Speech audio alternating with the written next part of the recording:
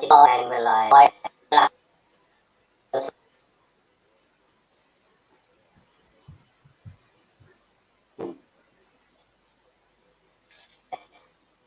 yeah, like. Yep, it's on. Okay, good. Just wait for a few people to pop in. Well, on the face is doing funny every time I move. I can move my head, look, because it face tracks and everything. Yeah, I think he never played his hands because he never lets go of his hand. Until he stops putting his glasses off because he like face tracked and better if I take my glasses off.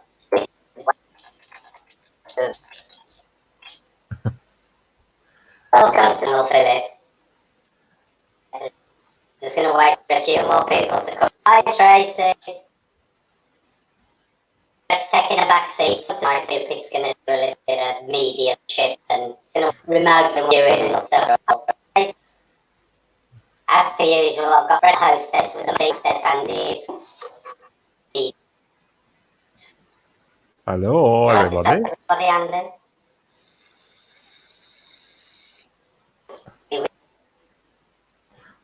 What the hell is this?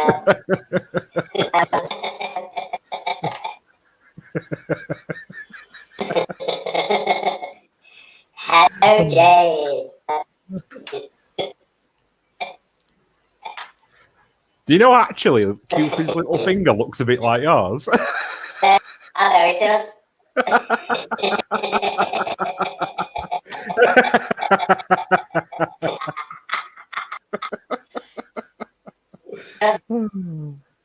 See, if I can do all the facial expressions, but I can't read the chat, so I've got to put my glass off. Bye bye. He's got typical apple fingers if you look.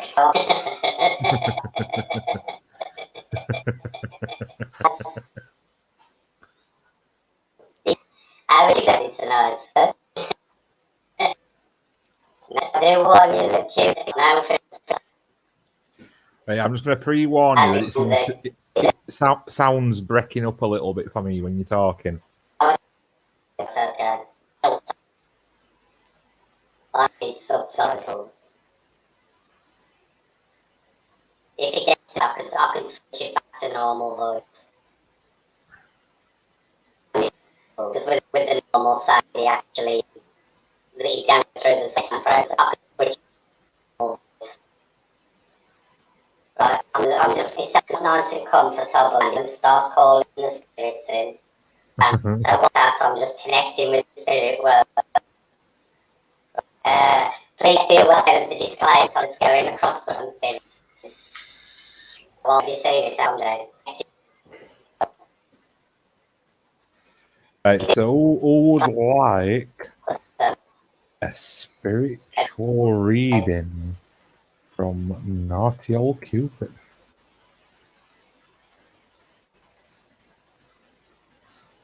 It depends, Trace, I know she wants to. Yep, Tracy. Yeah, Jane wants one. Tracy wants one. Okay.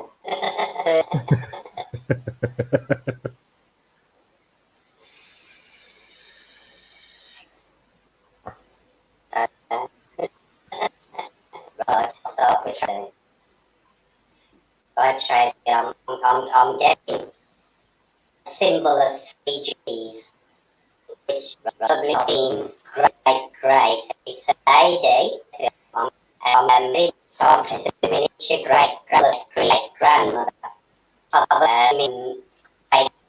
Great. And she's saying that she's very proud of you. She's saying that she was there the day you were born. She's popping out, saying that and she was playing little fingers and little toes. She's a very pretty baby. And she's saying to me, she's showing me something. I'm not sure what she should say.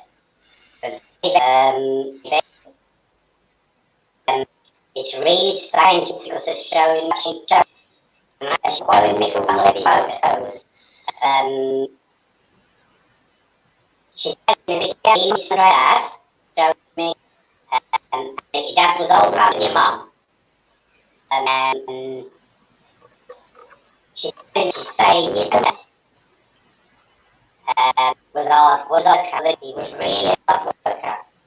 And she keeps going back to this thing about we're born, saying, yeah, and she says she could verify that she could she was there in the day. She says, when you were born, you were less than 2 feet long. So that's how she verified that it was there. You definitely there. You were less than 2 feet longer. And so you got no clothes on. So if you ask your mum, that's how you got no clothes on when you were born. That's how you can tell your great-grandmother was there. Okay? That's your... Do you want you to switch to normal voice stories? Your great-grandmother was there. Okay? Hang on, I'll take the filter. Normal voice. Yeah, it's getting really bad, that for breaking up. Is it? Is that better now? Is that coming through better? I can just about hear you. Hang on, I'm gonna swap the device.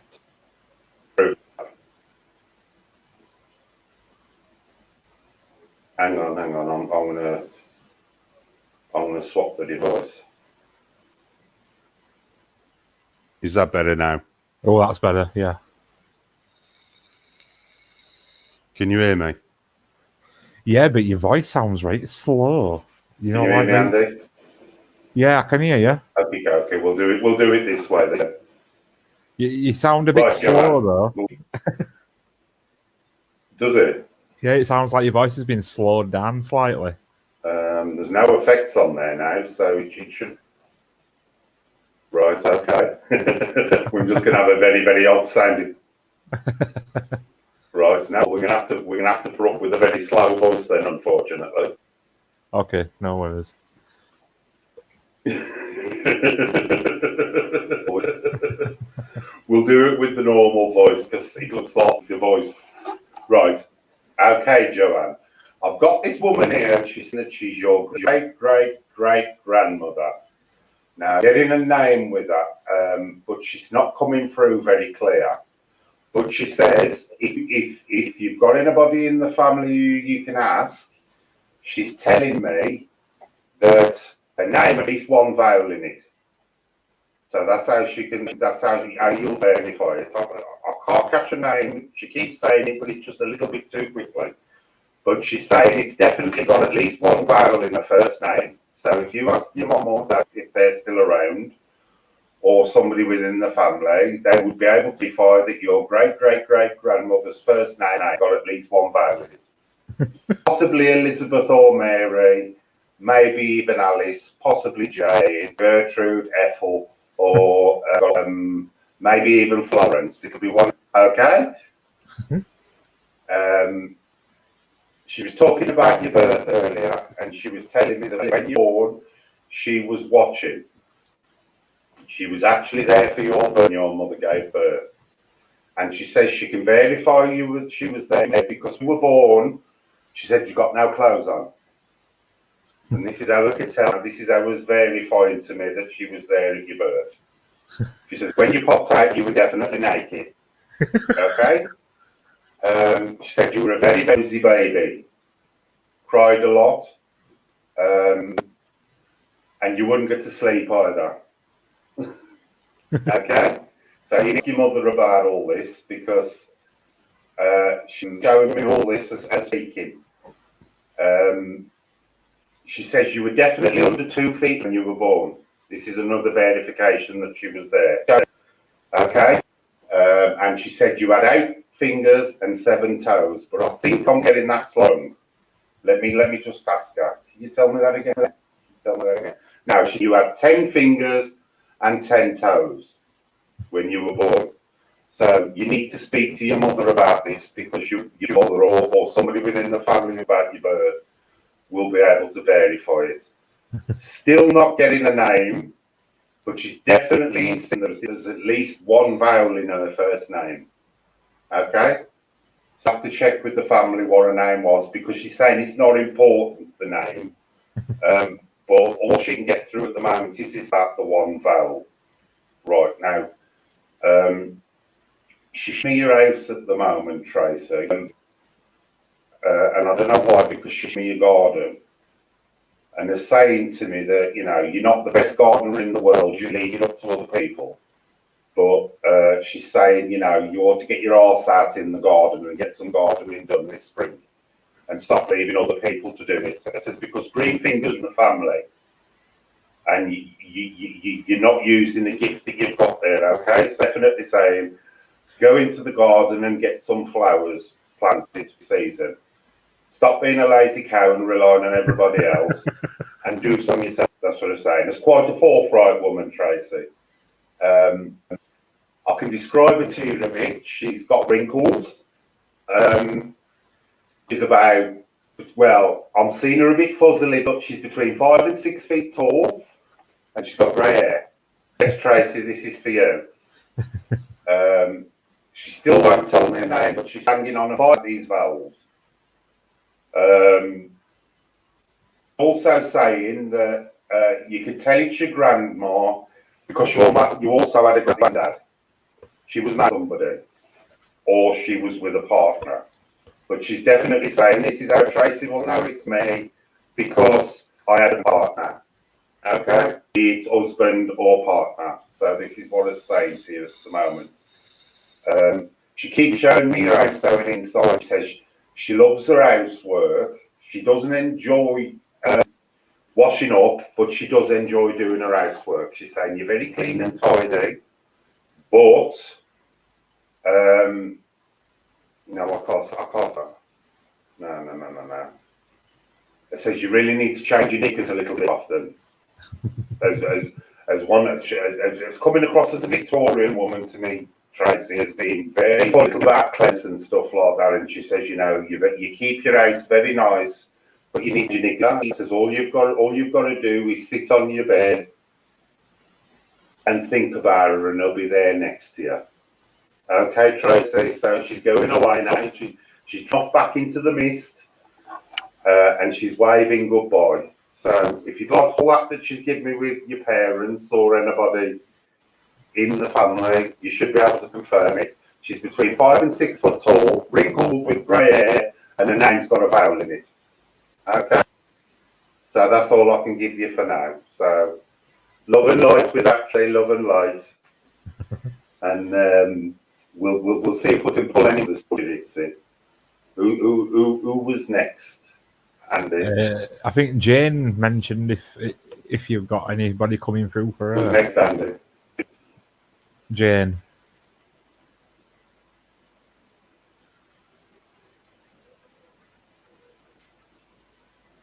Jane. Right. Let me just sit here. Right. There's a lot of people tonight. It's a bit crowded, but I'll try and sort out who's who. I just want the spirits who want to talk to Jane to step forward at the moment.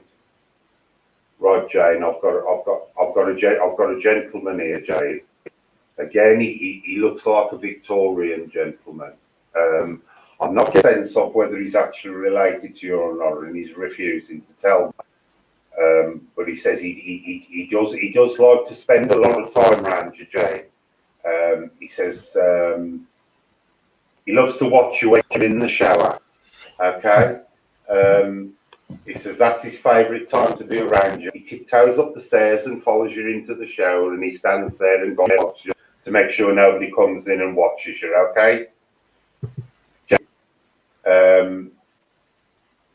I don't know why he does this. He's laughing about it at the moment.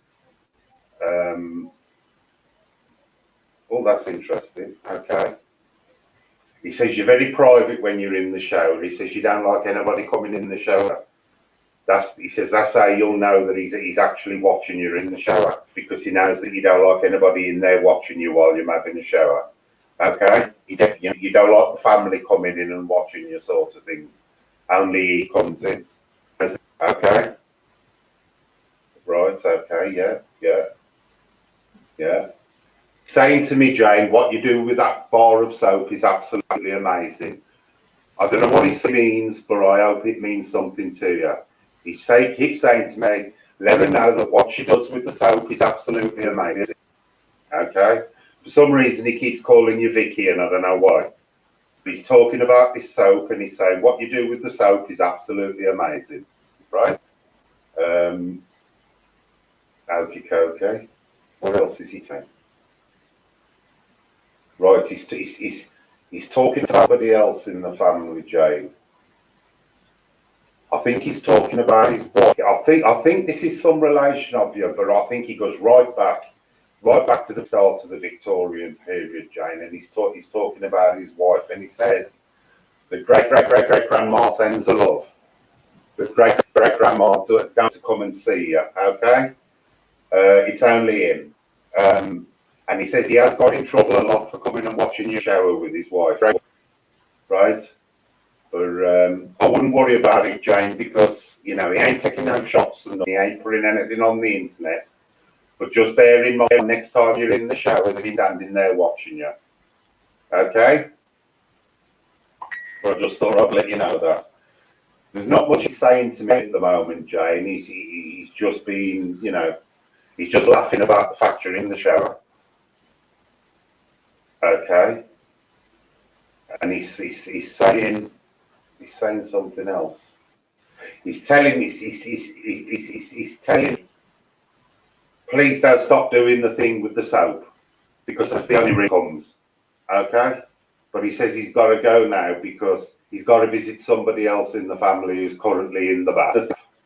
Okay? So he's in love with you, Jane, but he's got to go now because somebody's in the family who wants to go and guard in the bath. Okay? So he says, love and light, see you soon, and off he's gone. He's gone now. Right, okay. Who's next, Andy? Right, let me see if anybody asks. Right, who else wants a reading from naughty old Cupid? They were only two we've got so far.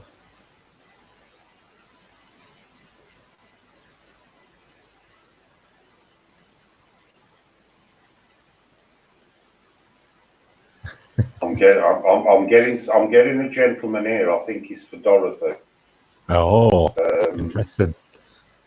Yeah, it's definitely Dorothy. Yeah. Okay, right, Dorothy. I've got your great granddad here. He tells me his name's either William, Thomas, Arthur, Edward, Zachariah, or Herbert. I ain't quite sure one, but he's telling me it's one of them. Okay. He's showing me a picture of your house. I don't know why he's took me to your house, but again, he's another one who tends to be a guardian for you, Dorothy. He's in the stairs at the moment, but I've got to fly low because there's a lot of cobwebs on the ceiling, and I don't want to get my wings in them. He's saying you really need to dust this way up the stairs, Dorothy, because all these cobwebs are a little dangerous. Somebody's going to strangle themselves on one. Okay. All right. Okay. Dorothy's showing me your room now, and it's a very nice bedroom. I can see this really big bed in the bedroom, Dorothy, all nicely laid out, with a great board with handcuffs nailed onto it. And he's saying this is his favourite room in the house, and this is where he always likes to sit. He says he likes to come and guard you when you sleep to keep you protected. Something in the corner, Dorothy, I thought it was a bird cage when I first went in. But I've just gone and had a closer look, and it's a mannequin, really strappy leather outfit on it. And he's also saying that he likes the two clips above the bed. Okay? He says that he's particularly fond of them. He says you make a really nice decoration in the room. The bird cage threw me because I really think it was a parrot cage. But it's definitely a little leather strappy outfit on a mannequin. With some rather interesting metal bits. Okay. Right now, For some reason, Dorothy, he's taking me to the side of the bed. He's showing me your bedside cabinet. Now, this guy's talking about, you know, he's saying to me that it's not your granddad. He's telling me now it's your great uncle. That's it. He's just said to me, I'm not a granddad. I'm a great uncle. And he never married Dorothy. And he says he never had any real much of women. So I don't know what he means like that, but he's taking me to your bedside cabinet, and he's really interested in modern technology. And he's saying that's where you keep a really big, large toothbrush. He says he watches you use it on a night when you go to bed, and he says, you know, he don't know women, he says, and it really surprised him that was where women are teeth. Okay? Do you understand that? He says he watches you every night use your big pink toothbrush, but he says it did come as a shock to him when he realised where women's teeth were. Okay? He's saying he's surprised, he's amazed at this toothbrush, the noise it makes. He says, you know, electricity weren't around when he was alive, but he says, you know, he finds this toothbrush absolutely amazing. He says, but what shocked him the first time he saw you use it was he learned women's teeth are, and he didn't realise that's where women kept their teeth. I hope you understand this, Doc. Is it okay? He's also saying, Dave, that you're going on holiday soon. He says you're going to go by the seaside and you're going to meet a new boyfriend. He says, and your boyfriend's going to be connected to the sea. Okay, Dorothy? He says he ain't going to be a long-term partner. He's a bit of a fishy guy. Okay, Dorothy? Can you understand that? And this guy you're going to meet is going to be a bit fishy, so it's going to be an holiday romance. But this partner is definitely going to be connected to the sea. And I can't make out whether his name's going to be Philip. It's either Philip or Frederick or Flipper. One of them. Okay, Dorothy? But he's saying he's got to go now. But he says it's been absolutely lovely seeing you again. He says, but don't worry, Dorothy, whenever you brush your teeth, he'll always be there to make sure you do it thoroughly. Okay, Dorothy? And he's wishing you love and light now, and he's going to leave you. He says, but he looks forward to your meeting you up. Okay? And I'll leave you with his love. Okay, there he goes. He's drifting off back into the mist, Dorothy. There he goes. He's waving, Dorothy. Bye-bye. Bye-bye. He said something about fish, Dorothy, just as he left, but I couldn't get what he said. Okay? Right, Andy, who's next? Right, Sam.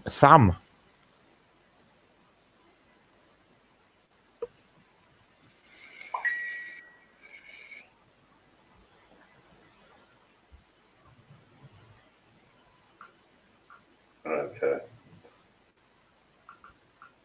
Right, Sam. Oh, I'm getting a really old spirit coming in. I don't think this. I think this person's actually no. This person is definitely not related to. I'll try and get a name. This guy's a really old guy. Most definitely. This gentleman has passed a long time ago now. I can see him, and he's wearing a type of robe, got longish brown hair and a beard. Looks a bit of a skit, to be honest with you. And he's in a really sunny place, but he says that he feels really connected to you. And I keep asking him to give me his name, and he's trying to give it me, so I might need to work on it a bit because.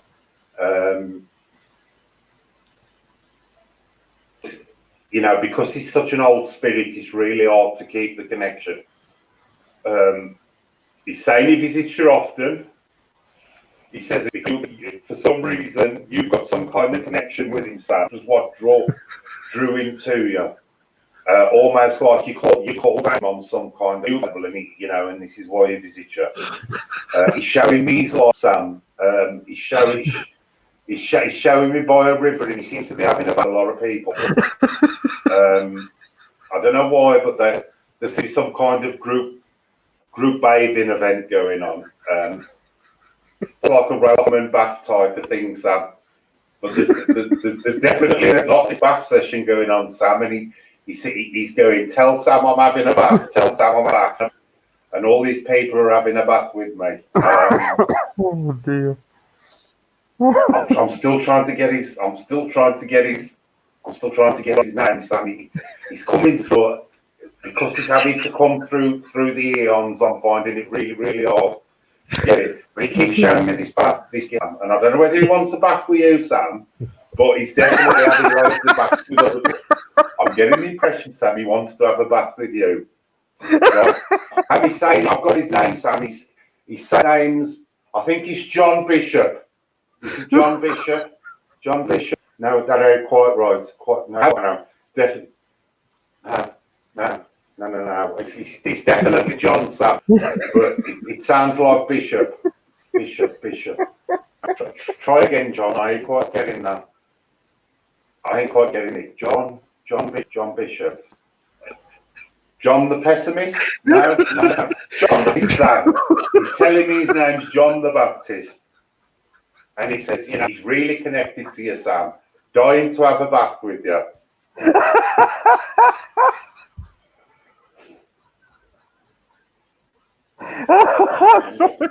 It's probably tipped me on the edge. He's definitely John the Baptist, Sam. And he's saying, oh, thank you very much. He wants to have a bath for you. And he's saying, thank you for remembering him, Sam.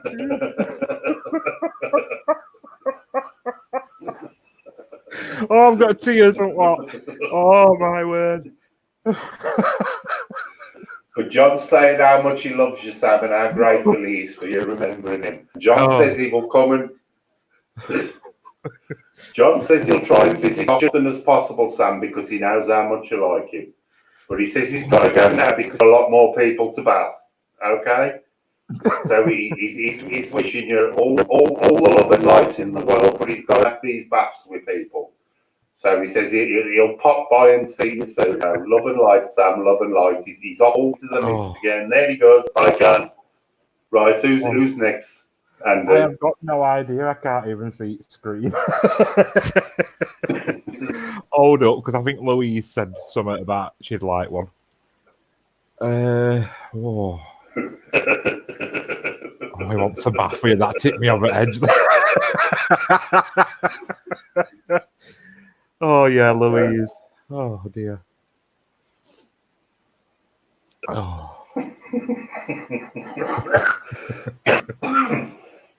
Oh. Right, Louise. Are there any spirits here who'd like to talk to Louise? There's a lot swirling round, but you've got to pick out the right spirits for the right people. Right, I've got a woman coming through here, Louise. It's either called Mary Elizabeth from Sally's or possibly Eliza. Okay. Again, a woman from a bit back in the past. But I do think she's a relation, but I think she's on mother's side of the family, but she goes right back to almost Tudor times, I think. But again, she's another one who's your guardian. She's your guardian spirit, Louise.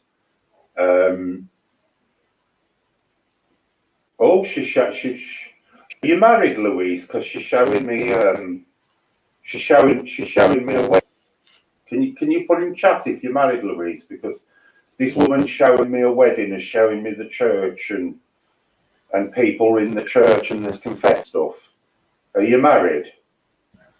Because I can't get off of quite at the moment whether it's actually your wedding she's showing me or not. So I don't know whether it's your wedding or it's been a bridesmaid for somebody. I just need to know if you're actually married, Louise. She said, yeah. Just got to wait for Louise to answer. Right. It's your wedding. Yeah. It's just confirmed to me, Louise. It's definitely your wedding. Just as you said, yes. Yeah, just as you said, yes, it occurred to me that it was definitely your wedding, and it says it was a lovely day, Louise. A lovely day. It says really enjoyed it. And it says if you want validation that it was a wedding, it can prove you was at your wedding because your husband was there as well. And it says I saw your husband there, so that's how it can prove it was at your wedding. It says, you know, the cake was beautiful. It says, and you had a lot of guests. But it says what you did round the back of the church with the best man before she got married was a little bit inappropriate, Louise. Okay, you know, it says not really the best thing to be on your wedding day. Showing me everybody's all nice and happy. The best man, particularly happy for some reason, Louise. I don't know why, but he seemed, you know, and got a big grin on his face all the way through the wedding. And this woman keeps referencing the best man before the wedding, and showing me you and the best man at church just before the wedding. So I don't know what's going on there, but for some reason the best man looked happier than you on the day. And it says, you know, everybody had this really, really brilliant day. Now it's taking me back to your house, Louise. And they're saying, you know, you really need to do the washing up a little bit more often, you know, because it does pile up in the sink. And you really need to keep on top of the washing up, Louise, right? You know, they say stop spending so much time on YouTube and concentrate on the washing up. Cleanliness is next to godliness. Which is really odd coming from a Tudor woman because, you know, they haven't really got much clue about personal hygiene. Has got another woman with a Louise who's a little bit more recent. Now, I think this might be her great-granddaughter who is some relation to yours. And again, this is another one who flits around your house occasionally. She says, you know, on quiet times, you may actually feel that somebody's watching you. It says, you know, you'll sit there quiet, nobody's in the house. It says, and you know, you'll be sitting there, it says, and you'll get this sensation that somebody's watching you. It says, I'd just like you to know, it ain't there, it's the fucking dirty pervert from 2 doors down, so just be aware, okay? Right, is there anything else it wants to say? Right, okay. It says, yeah, just make sure you draw your curtains on the night, because in from 2 doors down, I'll be there every night otherwise. Right, okay. Okay, is there anything else you want to say before you go? You two ain't very talkative, Louise, for some reason. But they are saying that, you know, that you're a lovely girl and all your family love you. Well, it says all your family tell you to your face they love you, okay? I don't know what it means by that, but it's very insistent that her and this little girl with her great-great-granddaughter definitely love you and they wish you all the best in the future. They said, you're okay, you ain't going to get coronavirus, so don't worry. But that's all they've got really to say, Louise. But just keep an out on the 1-2 down, because you know, he's peeping through your curtains on a night, Louise. You know, when you get this sensation that someone's watching you, it's definitely the dirty old git from Tudor. So just be aware of that. It's nothing paranormal whatsoever, okay? Okay, I'm saying love and light, Louise, love and light, and then drifting off back into the mist now. There they go. Bye-bye. Bye. Who's next? I don't know if they're still in chat. I think they are, but Sarah Taylor.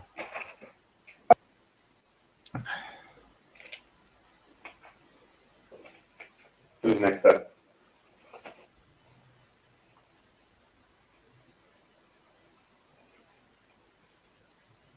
Is Sarah still in chat?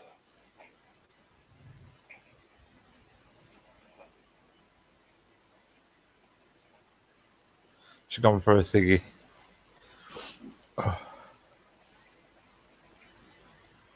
Oh, she's gone for a ciggy.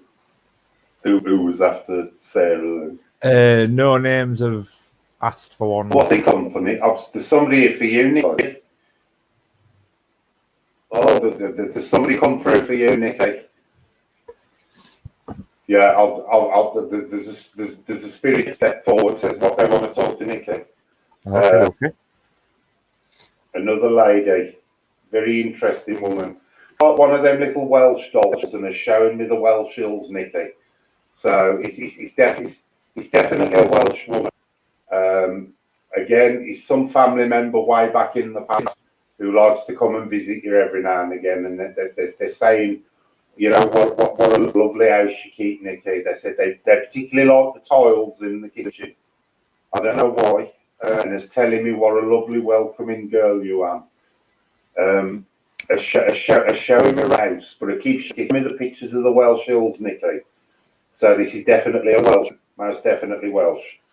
And it keeps saying to me, our Nikki's such a lovely girl, is always welcoming, always, you know, nice to her friends when they come round. Now, it's taking me into your living room, Nikki, to show me, you know, how lovely you are, as saying, this is where her entertains all her friends. It says, you know, any girls that come round, they sit round this table, it says, and they have a coffee and they have a little chat.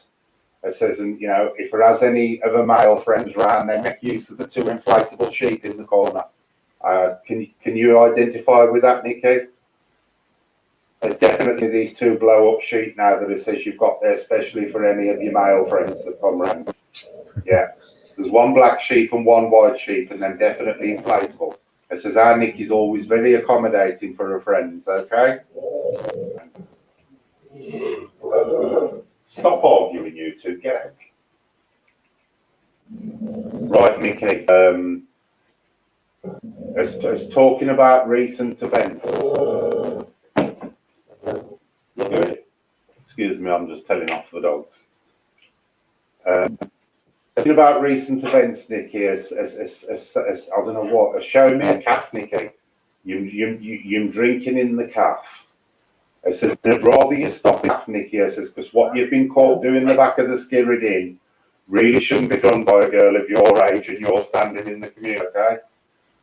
I says, you know, if you keep popping the back of the skirrid in, you're going to get a bit of a name for you. I don't know what he's talking about, but he's very insistent about the skirrid in, Nikki. I said, you know, keep claiming you're going there for investigations. I says, it ain't true. You're going there for reasons, and it's showing me the back of the skirrid in. And it keeps saying to me, what you should be doing, Nikki. Stop going round the back of the skirrid in. Okay? So I hope you can understand that. But that's recent events has been on about. But has been definitely banging on about the skirrid in. Sorry about that, Nikki. I'm going to reveal what the pictures are showing me because, you know, I don't think I'm appropriate. But as just saying, stop going the back of the skirrid in. If you want to investigate it, go in the place. There's no excuse for hanging around the back, okay? So it's telling me you'll know what it means, right? We're going on about how hospitable you are, Nikki, and how friendly you are to your friends. It says, as talking about America now, Nikki, it says you've got a new boy in America and knows about him. And it says, you know, is excited to see how this develops. It says, but stop sending him them pictures until you know him better, okay? No more sending him pictures of that type until you know him a bit better. Right. Is there anything else to tell Nikki before you leave? Right, now, she's telling me her name's Mafani, okay? So I don't know if you've got a Mafani in the family, but it's telling me her name's Mafani. Probably Alwyn, okay? Or maybe Alwyn or Daffyd, one or the other. But listen, that's one of them is who this woman is, okay? Could be David, because that does sound like Daffyd, okay? But I think it's Mafani, okay? And they're saying, tell Nikki all about Mafani, okay? But they're saying, love and light, Nikki, love and light, and, you know, Mafani's been to see you. And wishes you all the best in the future with your new American boyfriend. You know, says, you know, it's really buttoned up Mafani, okay? Having a friend, you know, was really excited Mafani. But I was really happy for you. But it says, I'll come and visit you soon, but has got to go now, okay? And drifting off back into the mist now. Okay, there she goes. Bye, my Fanny. Bye-bye. Off she's gone. She's gone back into the mist now, Nikki. Hope that helped. Is there anybody else who wants a reading before we pack them in? Sarah's back.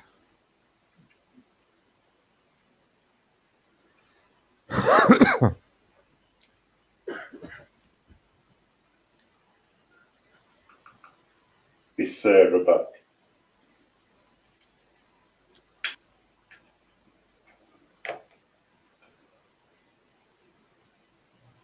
Right, Sarah. Oh, right. Okay. Okay. Okay. I ain't got a person here. I've got a dog for some reason. I've got this little dog keeps coming. I keep seeing this little dog and it's running round and round and round, and this dog's talking to me. I can't tell what his name is because he's barking it at me and I ain't really good at dog language. But I think it's a dog that's definitely connected to you. So, and this dog is... Oh, this dog's coming with an older gentleman for something. But this gentleman and this visit you quite regularly. But they're not family members. It's just... I get the impression they were a close family friend, but I don't know whether they were directly related to you, but he's coming with this dog. And apparently this dog is annoying or digging in your garden. He's doing something in your garden. He's digging holes all the while, this dog. I've got this dog, Sarah, and I don't know why he's digging holes in your garden.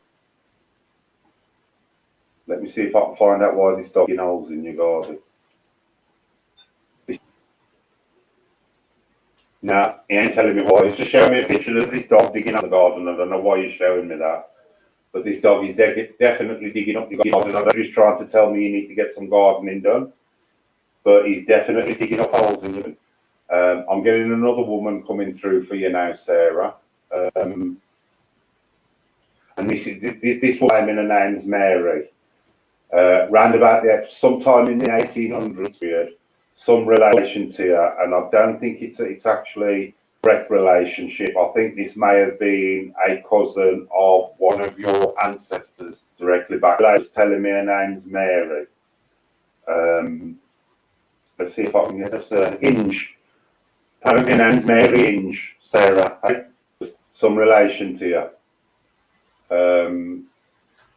And Mary's saying that, you know, it does come and see her at times, but a couple of times has been round, has popped in the bedroom and seen things it shouldn't have done. It tends to hang around downstairs now, Sarah. Okay. It's saying it did disturb her a bit with the cactus. I don't know what it is with the cactus, Sarah, but it says it's since something involving a cactus. The one that came upstairs. So she tends to hang around your house downstairs now. Okay? It's saying don't you know, get rid of the cactus stuff, it's no good for you. That's what it's saying to me at the moment. That's what's coming through. Get rid of the cactus, my darling. No good. No good. Get rid of the cactus. That's what it's saying. Over and over and over to me. I don't know what it's about, but apparently it's telling me I walked in the bedroom the one day and there's something to do with getting rid of the cactus. Okay, and it's saying, you know, get rid of it, sweetheart, because it's sort of that, you know, it'll do you no good in the long run. Okay. Right, Sarah. Well, maybe that's why he likes to go downstairs a lot, isn't it? They were saying, you know, we did find the cactus disturbing. So, I don't know what was going on last week, but it definitely frightened her. She weren't happy about the cactus. I get the impression she was a bit of a gardener and who was a bit, you know, concerned about the weather of the cactus. You've got a lot of family members around you, Sarah. From what I can gather, they all like to come and visit you, and apparently they do all like to visit downstairs. Apparently downstairs is regular with all your ancestors. You get quite a few coming and watching you when you're downstairs. Maybe a good idea to keep that in mind, future, because Just bear in mind, a lot of your relatives are watching you while you're there, watching over you and making sure that you're safe. Okay. I don't think any of them have really got anything else like. But this woman is still banging on about this cactus, Sarah. This woman is really concerned about this cactus. So please don't do anything with the cactus anymore. Put it back on the shelf and leave it where it is. Okay? And she's saying, wish Sarah all my love. Tell her to look after the cactus. Don't give it too much water. And that's about it, Sarah. Okay? She's waving now, saying bye-bye. And there she goes, back into the mists. As she's gone. I'm just trying to see if there's anybody left before I break up the connection, because he's starting to tire me out a bit now. Is anybody hanging around for me? Oh, let me think. I've just had another message come through. I think it is Andy. Because obviously it's another who seemed to be around when you were born. They're talking about when you were a kid as well. What a jolly little kid you were, and they're telling me what a load of fun they used to have frightening you as a kid. Oh yeah. They used to do things that scared you just for the. But they're saying they're going back to when you were born, and it's a woman. It's a woman, and it's definitely. And this woman always appears in a family when there's a birth. She's come through the generations, and she's there to make sure there's a birth. And she's saying you were a lovely little baby when you were born. I said you got a lot of hair. I says the dreadlocks was beautiful. I said it was a struggle for your mother with the sunglasses, but you you were eventually born safely. Well, that's it. Yeah. She says she checked you over very carefully when you were born. She says to all the family. She says, she checked all your little fingers and all your little toes and all your little bits. And she hasn't seen you lately. She says, but she sincerely hopes for your partner's sake that whatever grew bigger than what it was. Okay? Can you understand that? They just keep saying, I hope for your partner's sake that it definitely got. Okay? You better tell us. You better believe it. It keeps on about what a cute little baby you were, but it says, it was a cute little baby you were. It's saying what a little baby you were. It says, but the sunglasses were a bit of a problem for your mother. That's it. It was. But all was okay in the end. It was. And I just want you to know that I watch you out for you, but I don't come and watch you now with no clothes on. And that was why I wanted to know if things have got bigger, I think, Andy, because when I visit you dressed all the while, I think I visit you while you're in the bath or anything, okay? Yeah, tell her though that she can come and visit you. She's sending you a love, and she says she'll see you soon. Yeah, she says, Andy, sometime in the future. Yeah. Okay, she's saying sometime in the future you're going to receive a message on your phone, okay? And she's saying that it'll give you a contact number where you can send pictures to prove to her it has done, okay? Oh, that's fine. Yeah, I'm up for that. So just keep an eye out for that. Will do. And there she goes. Okay, and she's gone off into the mist. Right, disperse the mist now because I'm absolutely knackered, and Cupid needs to itch and cloth and have a quick pee. So can you just quickly chat on me while I go and run and have a pee? No problem. Thank you.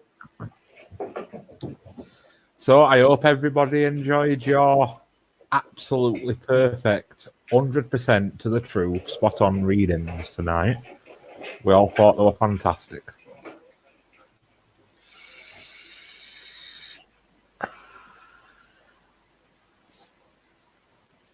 I'm telling you now, though, that John the Baptist had me over edge. I were actually literally crying with laughter.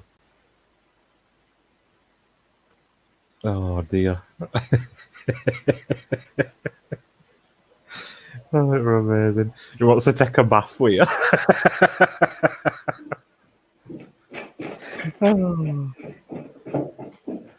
Oh, brilliant.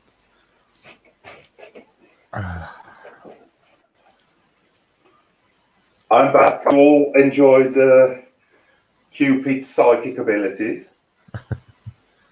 Just gonna. Right, I've posted a link into chat. If anybody else wants to join in the chat and talk to Cupid, you're more than welcome. We can just have a general chat now. Anything paranormal or anything else you want. I'm going to try and get Cupid sorted out, so the voice and stuff sorted out, but I don't know why, but his voice goes a little bit funny through the voice changes, so I'll have to get another WhatsApp. Is there any particular subject we can discuss, Andrew? Pick a subject and we'll chat about it. Oh, I don't know. I'll wait and see if anybody in chat had got out. And love gods.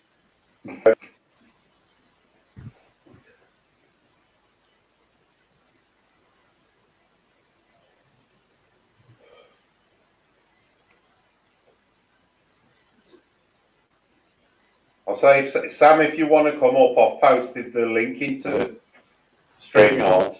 You know, you're more than welcome to pop into the chat. Anybody else for that matter. You don't, you know, as long as you've got a mic, you don't have to have a camera on. Just as long as you've got a mic, you can chat if you want. You know, the more we get in, the merrier. We can have a chat about whatever. I'm trying to. Oh, Andy, I know what I meant to tell you. What's that? Last I had a light in it again. All right. I forgot to tell Jace about the morning. I had a red light zoom across the ceiling. Really? I get a red light on the ceiling in the bedroom. I had a visual last Across night. the ceiling. So I'm going to keep my eye open for that. I don't know. I've never seen a red one before. Yeah. But nothing happened with Jason's.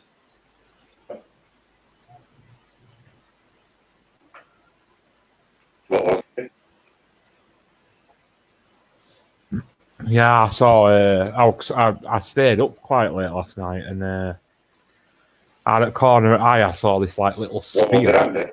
It looked like an illuminated sphere, but it were against, you know, like leather curtain we've got. Yeah, can you still hear me? Okay. Yeah, fine. But it looked like there were a little body inside it, running inside it.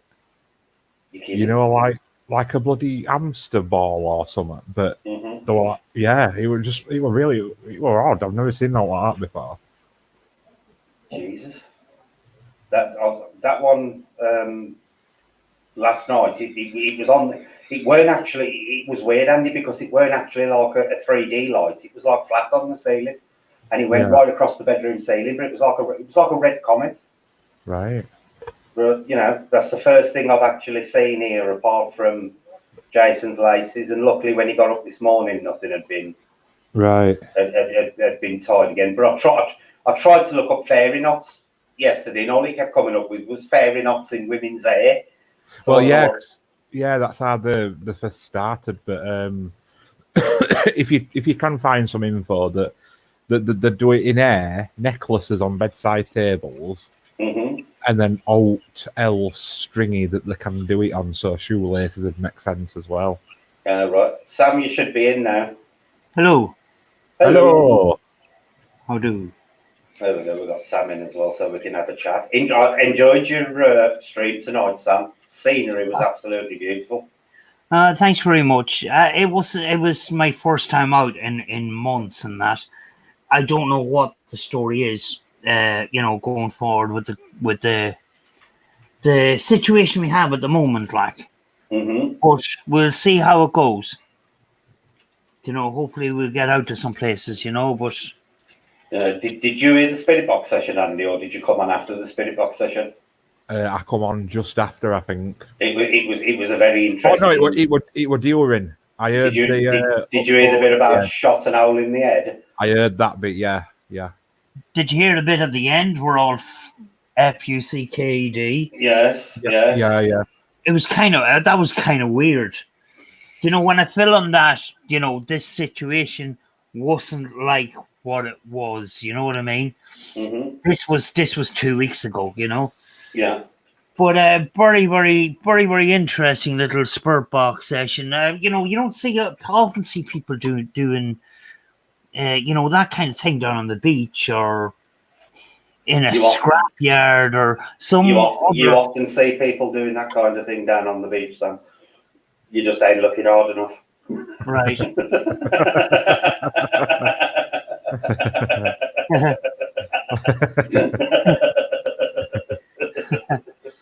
You're going to the wrong beaches, Sam.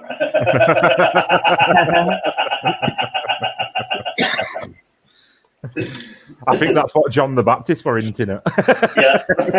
You got to get back down the beach because John wants a bath with you. Yeah, hopefully he's finished being on holiday in Stevie's house. It might be. I doubt it, though. I think he's being held prisoner with JC for all the good treatment.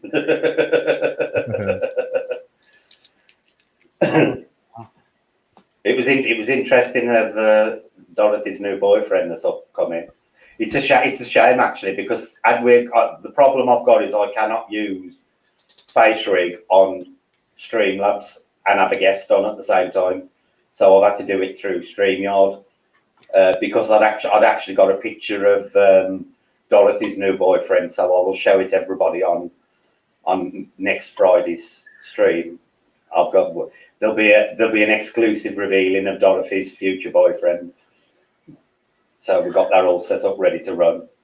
It also looks very, very much like some American gentleman is doing a lot more than reviewing certain paranormal channels. Oh, really? Oh, yeah. From what I heard earlier. All right. Mm-hmm. That should be interesting. We'll have to have a look. See. Do you not get it? No, go on. Some American gentleman reviewing other people's paranormal channels. It looks like he's doing more than reviewing those channels. I'm lost. You're gonna have to explain. You're gonna have to explain this one to me, Sam. I'm talking about Nikki now, for feck's sake. Oh, right, yeah, I'll get it. You think he's gonna review my fanway?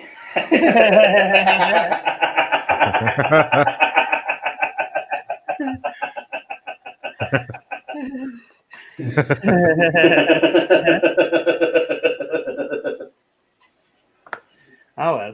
You'll get all excited now he knows Nikki. There's a fanway hanging around in Nikki's all the while.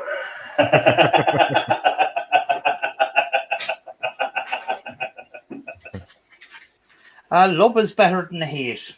It is. Isn't it, Joe?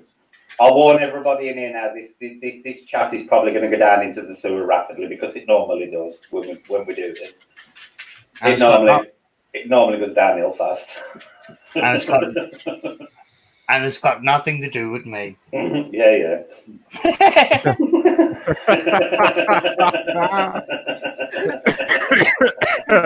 News fancy Nika shopping. You did a spirits box session on the beach, didn't you, Andy? I did, yeah. While we were on holiday last year, yeah. I've seen that, yeah. Obviously, you got more chance of picking up water elementals and stuff like that around the coast and stuff, ain't you? Well, that's what I were hoping for, but it ended up saying it were a troll.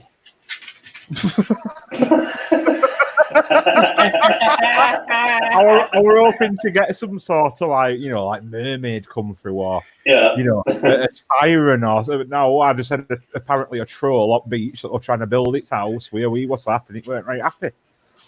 Yeah. Oh right, you were sitting on its house. Yeah.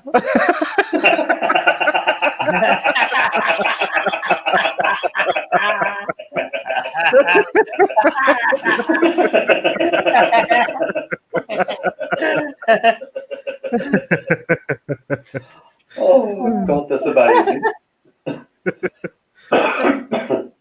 I went to use my spirit box today, and the bloody batteries gone in the reverb, so I'm gonna have to unpack my Roberts because that's still got batteries and stuff in it. I'll do a spirit session on the channel one of the nights, and he sat on a troll. I think that's so much for the size of his arse, though, does it, James? Sitting on a troll's house.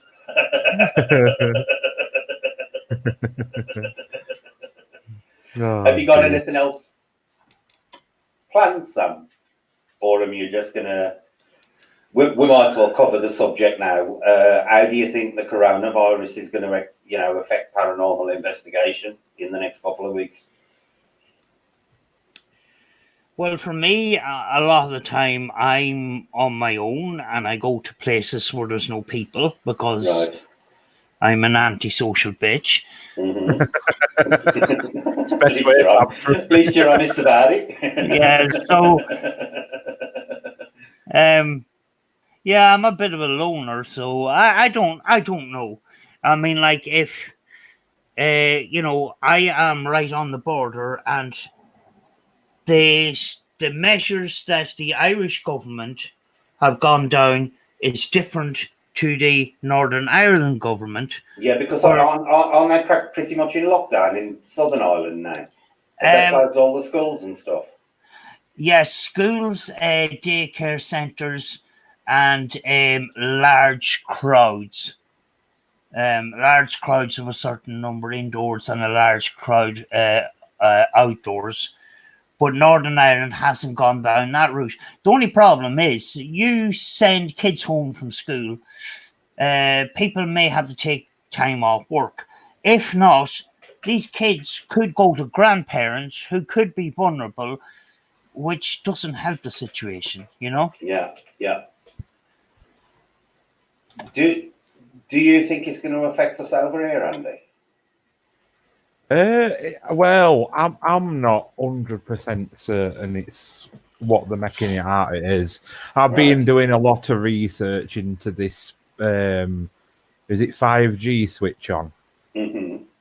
And it seems that the epicenter of the virus outbreak ties up with switch on of this 5G. Yeah. And this is why, and this woman's gone into all scientifically out of what's happening. And apparently, once they switch it on, is this a conspiracy theory or is it? I don't know, because it sounds a bit too close to what's actually happening. Right. And the sort the oxygen in the blood is being shifted, and it's not circulating around properly, and people are dropping like flies. And they're saying this is because of the 5G technology. Yeah. Now we don't know. Let's face it. If you got told that there were a virus that was very unsimilar to any other common cold, because I once had one years ago that actually made me hallucinate. So it what flu, and I was physically hallucinating in bed with with sweats and fever. Was it anything exciting? No, it was like fireworks in bedroom. It was really strange. That were it. Well, shouldn't fireworks in the bedroom be what you always aspire to? Well, you don't know. But no, but it was like I was heavily drunk. It took me 40 minutes to walk a 10-minute walk, and I had to hang on to fencing. It was the worst flu I'd ever had in my life. Now, if they could, I don't see it as outrageous, because it's what they're saying the symptoms are not outrageous symptoms. People could easily mistake it for a normal virus. And anybody that goes and gets tested could actually be swabbed with a virus. Yeah. A common cold, to say, yes, you've you've tested positive, and then there'll be a proof of something. I don't know if it's what they're laying on, but that's just me. I was saying, I think the worst thing I fear is the people's behaviour in all this. With the panic buying and stuff like that. Yeah. That's actually more of a threat to me than this virus. See, I don't understand the panic buying over the fact that you don't shit yourself to death with coronavirus. It's spreading into other objects now, though, as well, isn't it? But I was going to say, I mean, they've apparently said that in 4 weeks' time we're going to be in peak of it. Yeah. And if it's like this now, what's it going to be like in 4 weeks? Yeah. There's Well, gonna be well, the government have admitted now that there's a hell of a load more cases that are actually officially reported. You know, Yeah. but what is weird about that 5G switch on, Andy? Do they think that people are going to get used to this 5G technology then, and then that use that as an excuse that the virus is going away? Well, maybe so. Maybe so. But there's like these weird predictions that have sprung up, haven't there? You know, there's that one that were in one of Dean Koontz's books from 80s. Did you see that one? Yeah. Yeah, and then apparently there's another thing that's been written along. What was that one with that Wuhan? Oh yeah, that's yeah, Dean Koontz as well. But apparently that's where 5G got switched on. Mm-hmm. That's where Epicenter started.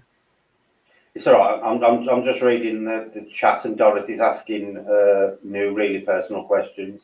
New, is Mav coming on, honey? It depends what part of her body I calls honey, Dorothy. What's your opinion on that, Sam? Do you think that could actually be a viable reason with the 5G technology? Well, what I have heard is that 5G doesn't travel very far, and there would have to be transmitters every couple of blocks or so, Right. which in effect will cause a net over the whole world. The signal itself doesn't go very far, so that's why they have to put so many transmitters up. Mm-hmm. I'm not 100% sure. I don't know if I could connect it with this, but certainly China covered this up for a long time. Mm-hmm. And these markets were different kinds of animals from all over the world are kept in close proximity. Something bad was about to happen. Yeah. But the fact that a virus that started off in a what they call a wet market to go through the whole world seems very, very far-fetched. Yeah, I do agree with that one. And they're also saying it's because the Chinese eat bats. But my argument with that is, people have been quite derogatory about Chinese people eating bats, but it's no different to any other place in the world. Just because we don't eat bats over here doesn't actually mean that their eating habits are disgusting. It's just that, we don't eat bats over here, that there may be stuff we eat over there that they don't eat. People are being a bit judgmental over what the Chinese have eaten. But I agree with you on that thing about, it's travelled. It seems to have spread quite quickly, and for it to go worldwide from a wet market is extremely odd. But what I was wondering about in regards to like the paranormal and YouTube, if we do go into the stage where, like Italy or Spain, because Spain apparently declared national emergency last night, and they're all locked in now as well. Everybody's gonna have to be doing live streams from our mainland, because we ain't gonna be allowed out the houses unless for Yeah, unfortunately, I've been like that for the last couple of months. And I was preparing to get ready to go out. Because we invested in this season. We invested a lot in this season, and I've just bought a new spirit box. It's going to take 6 to 8 weeks to come across from America. Looking forward to that. But I would, I'm itching to get out because I've been in for so long, and trying to adapt long period, indoors, we're heading down the route of more spirit box sessions, more live topics and stuff like that. There's a possibility we do have to adapt temporarily. But there's all this panic buying as well. People are clearing out hospital shelves and stuff, right? One of the recommendations to help get rid of the of the coronavirus is they recommend gargling with like salt water and stuff like that. You know, but if people are panic buying and there's no salt left, basically women and gay men are fine, straight men are screwed.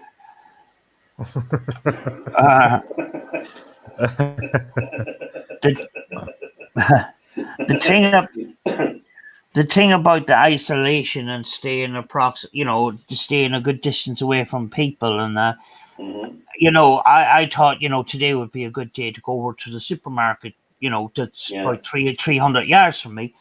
And I get there and the car park is packed, the shop is packed, and there's hardly any food. Yeah, and then crazy. And all the shopkeepers, all of these blue gloves on. I haven't been out in a long time. The only place I've gone out to was Rachel's house. I actually haven't been to the shop. I haven't been in town. So that was a big scare for me, Yeah. Because the environment is now totally different. But the thing is, we're in close proximity when we go into these shops. To buy loads and loads of toilet roll and dry foods and stocking up and stuff like that. But there's been a report out today that there's a leaked government report apparently, allegedly, and I will say allegedly, that they're planning on closing all the pubs and stuff in the UK. How does that stand? It's like people now who've say got venues booked for ghost hunting events and stuff like that. No. It's got to the point now where you don't know whether to book anything in case it's going to be closed at some point. And if it is closed, are they going to refund your money, or are they going to allow you to, reschedule things? Because people, it's going to be interesting. And I know it sounds a bit selfish, but it is going to be very interesting to see how in the coming weeks how the coronavirus actually impacts us as a YouTube community. Because a lot of people, if they do shut down, people can't go out and do, investigations and stuff like that. See, I'm quite lucky. I do a lot of own streams. Well, the majority of mine are own streams, so I'll carry on my content anyway. But channels who rely on being out all the while, they're going to be in trouble. What do you think about that, Andy? What's your opinions on what's going to be coming up for the community as it goes on? Well, I think there'll be a fair few people that'll just risk it, because obviously the getting the content out and the views is more important than a proxy virus. But if it gets to the point of a serious, because I heard on Grapevine that there's going to be some police enforcement involved. Yeah. Where if you look like you have got even the sniffles, they can enforce you to go home and not leave. Yeah, that was one of the things I saw on a YouTube video tonight. They mentioned that they could be enforced. Yeah. When you think of it, today was supposed to be the Melbourne Grand Prix. Yeah. They already had their practice sessions done and stuff like that when a pit member of the Red Bull team, I think it was, tested positive, and the whole thing was all shut down at the last moment after all the equipment. I mean, we're talking about millions and millions and millions of dollars worth of equipment and cars were shipped into Australia to do this Grand Prix. It is absolutely big money. It's like all sporting events, it's big money. But when you look at the global side of everything, we could hit a financial recession as well. Yeah. Oh yeah, definitely. Yeah. Yeah, but like Andy just said, he says people are still going to sneak out and do investigations. If it does get to the point where they are enforcing people coming in, and they sneak out to go and do an investigation. Same with urban explorers. They sneak out to go and do like an urban exploration, and they get caught by the police. Are we going to get arrested and locked up for it? Makes you wonder, doesn't it? everybody's even in this community. You've got to start. If you put aside all the things about catching it and stuff, just the actual stuff they put in place to prevent it is going to impact this community, the paranormal community. It's going to impact the urban exploring community. Any community on YouTube now that relies on going outdoors and doing things could potentially be grounded for the next God knows how many weeks. Yeah, but when you think about it, a paranormal investigating and urban exploring is sort of a kind of we don't want to be seen. We're doing stuff in secret. We don't want to go to locations where other people are. Yeah. So very often when we're doing paranormal investigations, we stay away from people.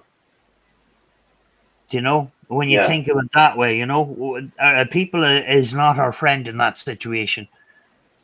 Unless we have people with us. I can imagine urban exploring community actually picking up pace because of the lack of places with security and stuff like that, and probably police presence as well. Yeah, I reckon you'll see an increase in urban explorers. Yeah, you just have to be careful. You don't actually reveal where you are during the live.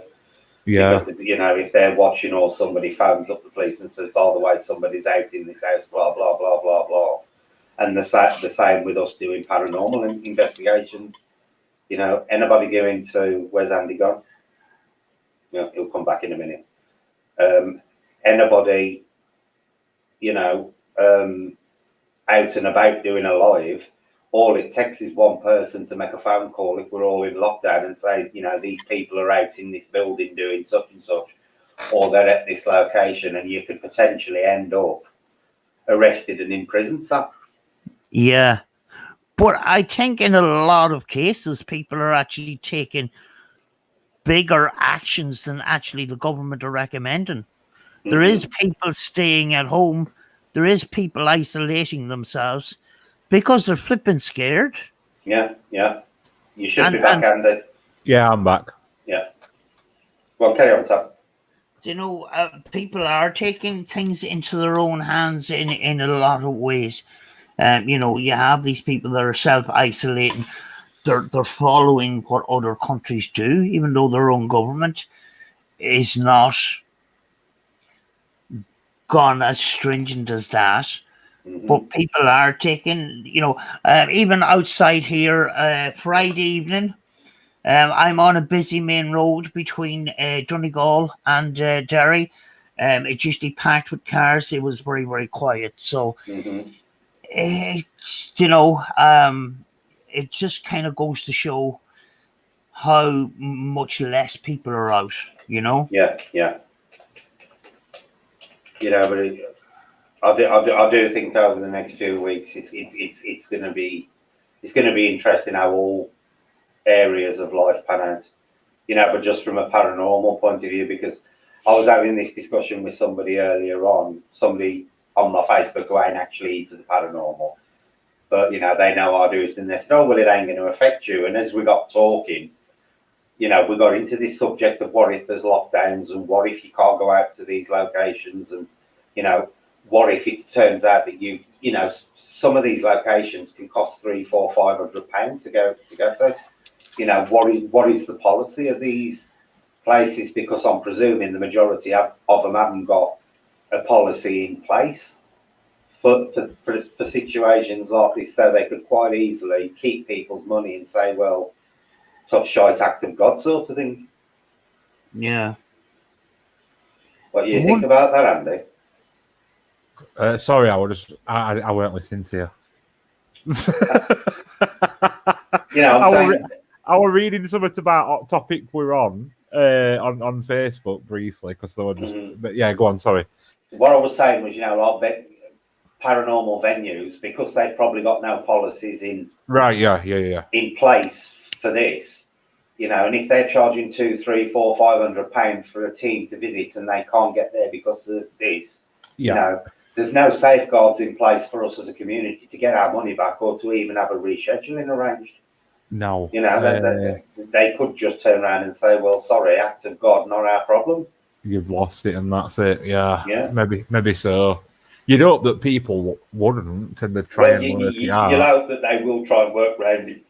You know, because people do remember things, but it does make you wonder if some of these more scrupulous places will do it.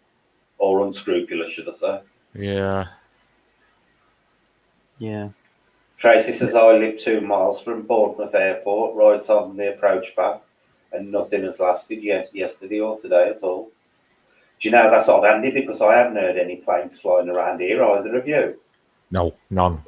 And normally you hear them coming in for Doncaster, don't you? Because they fly all over Rotherham, Barnsley and Sheffield.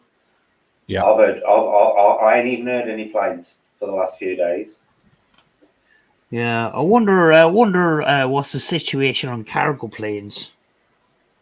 Apparently, they're still allowing the movement of goods, but obviously they're probably quarantining them and stuff for it because it only lives for a certain amount of time. Then it's on surfaces, so I presume they're probably just spraying all the containers and stuff as they come in. But I think that cargo and stuff is still moving, and apparently will still move even if there's a lockdown. Right. See, I'm just reading now that Chinese officials are saying that the vaccine could be ready by April. I would not be having that. Well, I was listening to one today who's saying it ain't the fact of the speed of how quick they find it. It's actually the testing behind it that's going to take the time. You know, they can't just throw a virus out with no human testing. And he said the earliest they'll get it out is next year, probably. Right. So it won't be out for this because they're expecting it to come back in the next winter. And they said, you know, for this period, for this turn around the wheel, they ain't expecting it to come back. Well, you know, these people that have been, hospitalized and stuff. Mm-hmm. What way do you think they're being treated? Or are they just there for isolation and monitoring purposes? Well, I think they're having to ventilate a small. I think it's about 7% of the cases they've got in. They are actually having to ventilate that. But there's also reports coming out from China and Italy now, which they're trying to keep quiet, that a lot of these people who have caught it and recovered from it have actually suffered 30% lung damage. Irreparable lung damage, apparently. So, you know, it ain't just the fact of people. Now all these people who are going around and going, oh, I don't care, it ain't going to kill me. Now, it may not kill you, but there's also a chance that you could end up with 30% of your lungs damaged, even if you survive it. So, you know, what do you do? Yeah. There's increasing attention drawn towards a possible virus studying center in China, and possibly that's where this outbreak could have originally came from. Mm-hmm. But it's sort of speculation, sort of thing. And while I think about it before anything else, I got something to tell you, Andy and Sam. You know that book that you recommended, Andy, that I've been trying to get that illustrated encyclopedia of the fairy. Yeah. I had a message off somebody in the channel. I'd like to say thank you to the person in the channel because they're in at the moment, I think. But it's up to them if they want to reveal who they are or not. I ain't going to tell them. But they actually emailed me the other day and they've got a spare copy they're sending me. So I'm extremely grateful for that. Oh, that's cool. Thank you to the person in the channel. It's up to you if you want to reveal yourself or not, but I ain't going to reveal you and embarrass you. But it is extremely appreciated, the fact that you've done that for me. Yeah, that's brilliant. So they're putting it in the post tomorrow, so I should get it at the end of the week, hopefully. Oh, that's presuming the postman don't die of coronavirus. Talking about the postage and the coronavirus, they put a notice out today. If you've got any parcels, they knock the door and step back, and then you've got to open the door and pick your parcel. Thank you, Tracy. I don't want to name you just in case you don't want people to know, but you know, I'm really appreciative of it. She's admitted it. It's basically Tracy B sending it, mate. So thank you very much, Tracy. But apparently you've got to pick your own parcel up off the doorstep now and then they'll walk off and they are signing for your parcel. Yeah, they're physically saying we're going to sign for it because you've picked it up, kind of thing. Yeah. Some of those behaviours you'll see starting to kick in more and more. You know. Yeah. So hi Fred, whoever Fred is. But I'm really looking forward to getting that book and having a good read through it. Because the only copy I could find of it, Andy, they wanted £78 for it. Really? Yeah. There was a copy I saw on eBay that was £10, and I went to buy it, and it had gone just as I went to order it. And then the only other copy was £78, and I thought there's no way I can justify paying £78 for a book. No way. Yeah. Which I thought was a bit mean. That's class. Have you got any more incoming parcels, Sam? Because we know you're a millionaire when it comes to paranormal tech. Just before I came on, actually, I ordered a Paranology's what do you call it? It's a Pico. Portacom Pico. I a long time ago I seen Lee here doing a live stream in his house on his own, and he had this big fancy looking spurt box, and it was doing this random sweep, and he managed to see my comment in the chat, and I says, Jesus Lee, what's that? Oh, he says that's from Paranology. He says it's made from a 3D copper printers thing, and it's got a clockwork kind of scan thing. It's a mechanical scan. I says, geez, that's wild interest. He says, yeah, it's really, really good. And I went to price it, and it's hundreds and hundreds and hundreds of pounds. And I said, I can't go there. So the nearest thing I could get was a handheld Pico, which is going to take between 6 and 8 weeks to get to me. Do you know? And I have 3 other spurt boxes. One I have to hack myself. Wow. So I've got the original Hack Shack coming to me, which is, if you go looking for the original Hack Shack, it's extremely hard to find. You know the one that goes pop, pop, pop in the scan? Yeah. The little white one. I didn't actually get that white one. It was a 12-147 or 179 or 179, I think, or something like that.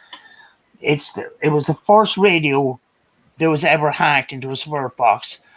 I got that model, but it's a little bit more modern, if you know what I mean. It's silver and white rather than just white. And I ordered a PSP7, and I ordered a newer style Roberts that I have to hack when I get it. Right, which Roberts is it? I can't remember. Useless, Sam. I can't remember the number now. Have you got anything in the pipeline, Andy? No, not as yet. Because I was actually, I'll talk about this if you don't mind. Yeah, go on. But I am very, very undecided at the minute if we might be actually quitting YouTube. I was going to do a live about it on Tuesday night, and kind of like tell everybody that we are going to be quitting and stuff like that. We're not going to be quitting what we do, obviously, because it's a big part of my life. But what we are wanting to do is to basically sort of transition into opening a South Yorkshire regional coven for witches and sort of practice all together and have more personal experiences. I already know about this, by the way. This is why I'm standing all shocked. Yeah. Go on, carry on. It's basically, I've always had an issue, and I've heard Sam talk about this as well, sort of being out there and being focused on your camera and sometimes not picking up on what you're experiencing, and I am a major guilty party for that. Yeah. I'm always sort of pre-thinking about how my video is going to look at. I'm kind of editing in my head while I'm out doing it, and it takes a major effect, you know. Yeah. There'll be tons of stuff I've missed, and I want to take it a bit more personal. But that being said, one of the major reasons why that decision come was the fact of not being able to get to a lot of places at the minute. Yeah. And it just so happens the universe has provided me a car, which I'm going to be getting mid next week. Yeah. Wow. So you get all the top exclusives on this channel. You do. So obviously I've had to sit back and reassess the situation. Yeah. And all I've got going through my head at the minute is Adventure Time. You know. Yeah. So I don't know if I'll be able to balance both. You know, we ain't been doing much on this channel, doing a little bit and then doing a lot of the other thing. It might work out. I don't know. I'm gonna have to see how it kind of manifests. Well, the thing is, Andy, you know, when you come on, you know, when you go on Brett's stream and that, you know, your feedback is valuable, you know. Yeah. That's the other side. That is the other side of it. Whether you decide, you know, to upload, you know, one or two or, you know, a couple of videos a year. Yeah. You know, your place in the community here, you know, is very valuable, you know, and you know, if you were to leave all that, it would be a sad thing, you know. Yeah, and cheers for that, Sam. It's much appreciated. Like, and you know, it's always been a struggle in my head, you know, thinking about, you know, because I do love doing. He knows my opinion, so yeah. It's just why I'm gonna have to take it like with baby steps, one step at a time, and just see which one provides most experience for me. I think that's what I'm gonna do. Not make a rash decision, do a little bit of both for now, but see where me feet land entirely. I think that's the best way to look at it. Yeah. It's going to be an interesting time period. Do you think it may be that, you know, you'll do one and the other one will just be more of a little bit of a backseat thing, and you may not? Yeah. It may work out like that. Like I said, we'll just have to see. Yeah. I'm just putting up the comments. Don't leave us. What? You know, I think, you know, the thing about YouTube, you have the politics around YouTube, and there's a lot of drama around that politics. But the other side of it is, if you exclude all that and you do videos, a couple of years down the line, you can look back with memories like a diary almost, you know. Oh gosh, yeah. I've always classed our channel as like an electronic book of shadows, really. You know, that's how I used to, you know, obviously being into witchcraft and stuff. That's what it is for me. It's like I can reflect back and go, oh yeah, this, that, whatever, you know. But you know, there's other opportunities too, possible education. You know, there's people like me that don't know much about what you do, you know. Yeah. You know,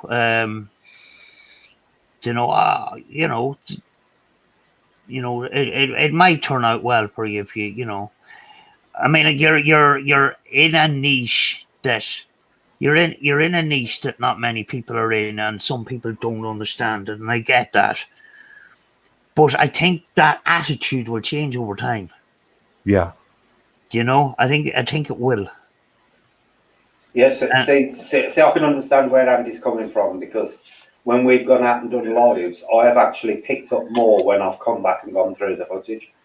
Yeah. You know, and it is amazing how much you actually miss as it's actually happening, because you are concentrating on, you know, where the camera is, what the camera's doing, you know, is the spirit box set up and running and blah blah blah, and you do tend to miss a crap load of stuff when you're out on an investigation.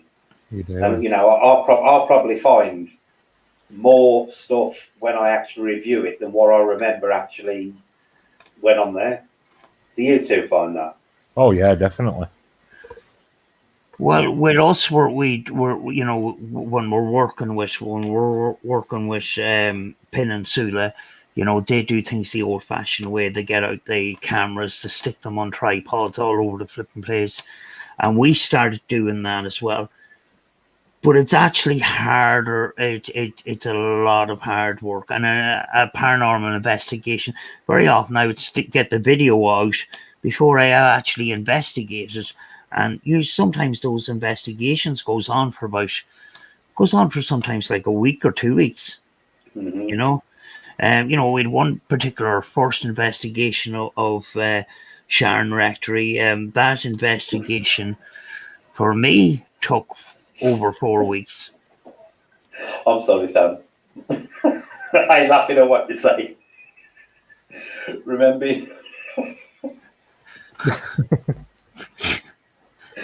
Remember your unfortunate background picture the other week? Oh yeah, that was hilarious. Well, I'm watching this screen, and as Cupid sticking up that red arrow, your picture's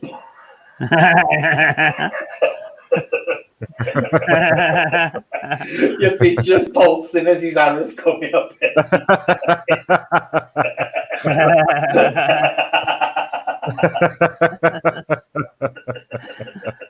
Oh, I'm sorry, folks.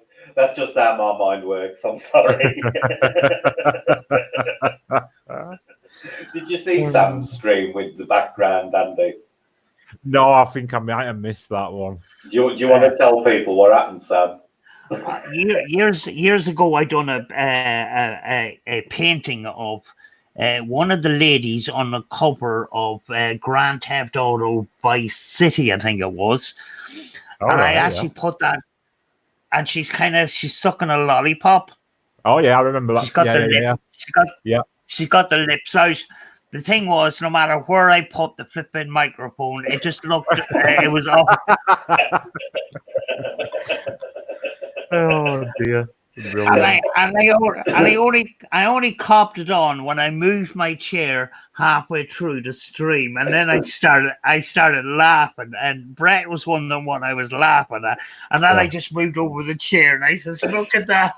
And I was looking at the screen, I thought, Cupid's little red end is going up, and Sam's picture's pulsing every time.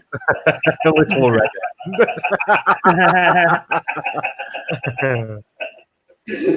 Oh, I really need to get cleaners in my mind.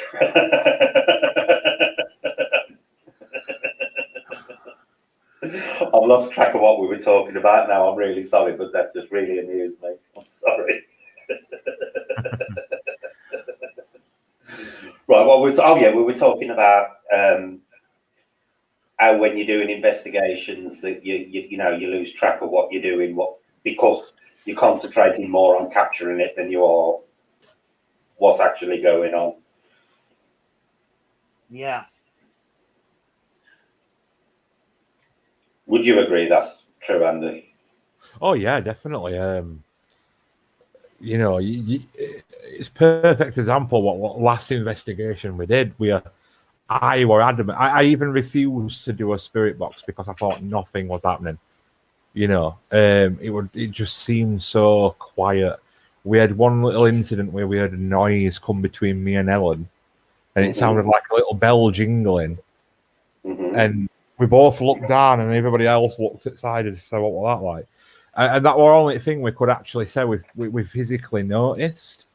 Yeah. We were jumping rooms, going from room to room, nothing. And now we might as well not do a box because I don't think there's out here.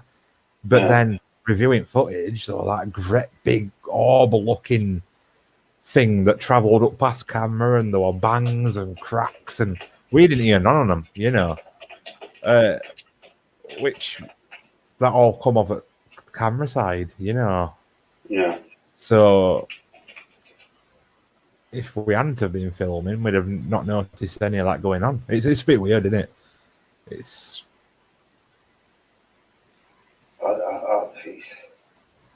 don't know. See, I was tempted at the old house to set up the CCTV in that place and record that.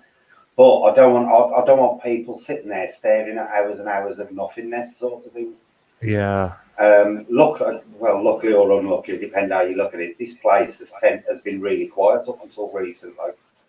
And we've had no shadow figures or anything here, but you know, like I said, I saw that red light last night, and we've had that problem with Jason's shoelaces, but that's all that we've had, sort of thing. Right. You know, but if it ramps up, I might actually start recording, you know, but not recording it and broadcasting it live, but just recording it and picking out any highlights and stuff. Yeah, I like just do a little highlighter video. Yeah, that'll be good. That's actually connected to my random thoughts that I just came up with. Do you know about this virus and stuff like that? And if people can't go out, you'll see a miracle happening over the next couple of months, where paranormal investigators' houses suddenly become haunted. Haunted, yeah. That. What do you think about that, Andy? Because I do think this is what's going to happen. Yeah, definitely. You know, I'd lay money on that. Yeah. Oh yeah, they'll have to have ghosties in the house. Yeah, I'll totally agree with you on that one, Sam. We probably will see if we end up all literally under house arrest. There's no other way of putting it, because that's basically what it will be. Yep. You know, it's highly likely that there's suddenly going to be, like there was with poltergeist things last year. You know, poltergeists were popping up everywhere last year. We're going to have ghosts popping up in houses everywhere this year, I think, if... yeah, so you go. I think, you know, we are going to have a massive increase in this. And again, it's going to be something that's going to be detrimental to the paranormal community as an whole, I think. Yeah. I mean, like, people want to get content out. And then you have some people in sort of a situation like myself, where sometimes I can't get out. Yeah. Where they would... It's very, very convenient to have a haunted house, if you know what I mean. Yeah. No, I have a new apartment. It shouldn't be haunted, but there has been things that happened. But the thing is, my house is sort of like the poltergeist house. There's bits and pieces of shit all over the place. You know, there's dolls. Have you thought of cleaning up, sir? Huh? There's bits and pieces of shit everywhere. well, there's dolls and weird boxes and Bibles and crystals and all sorts of stuff. And, you know, I've had light anomalies, traveling with purpose and stuff like that. You know, but the thing is, you'll see a change from people that are going out all the time to all of a sudden doing a lot of stuff at home. But the thing with spirit boxes, you can do a spirit box in the middle of the city, in the middle of your town with a pair of headphones on, nobody else can hear, and you could have a successful spirit box session. You know, you don't have to be in a haunted location to have spirit box sessions. You know, but you know, I think you know, if anything gets as serious as we think it might be, you know, the best way to deal with this is to have topics to talk about and get the community together, to get the community talking about topics like what you're doing right now. You know. Yeah. Now, carrying on from what you've just said, this is to both of you. Do you think, Andy, with the sort of things you've done and the sort of things Sam's done, do you think it is actually possible for us to bring something back to a place that probably hadn't got any kind of entity in it?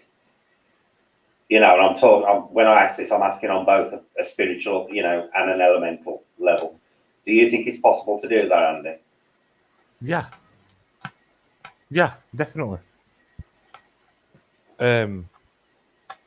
What, to bring something back into your own? Yeah, you know, like Sam says, she lives in a new apartment.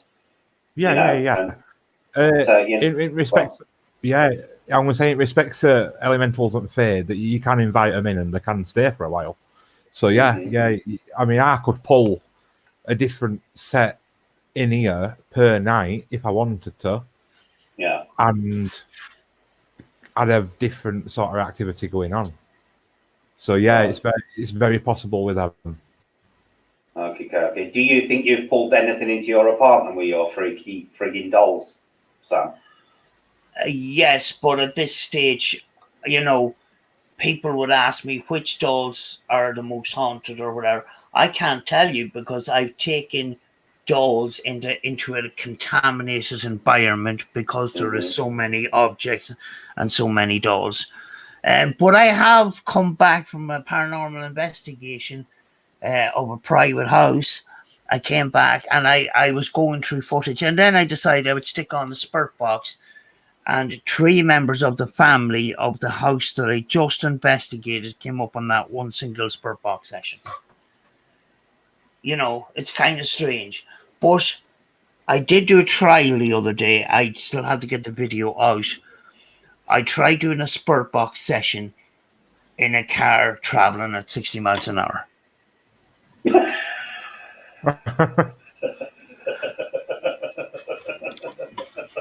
Well, a moving car, basically. Yeah, at 60 miles an hour. Okay. Well, I'm not specifically that's the speed limit or whatever, but a moving vehicle. Yeah. You know, I did come to a junction where, you know, my smaller car, I used to come out of that junction, I was fine, but this car that I have is a big long nose, and I tend to cut the corner. Right. And the minute I cut the corner, the Spirit Box came up very, very clear, cutting corners. And I was saying either that was very, very good or that was bang on timing wise. Where those words came out of the radio, you know, it was either fantastic timing. And what were the exact words that they said? Cut corners. Literally as you cut the corner? Yeah. So yeah. That's interesting. And then a couple of seconds later, Idiot came out. Oh dear. I wasn't any the wiser until I went home. You know, at 99, you know, about 90% of that Spirit Box sessions I don't hear in real time. I have to listen back and study them. But I just thought it'd be interesting. Could it be possible to do it in a moving car? You know? Yeah.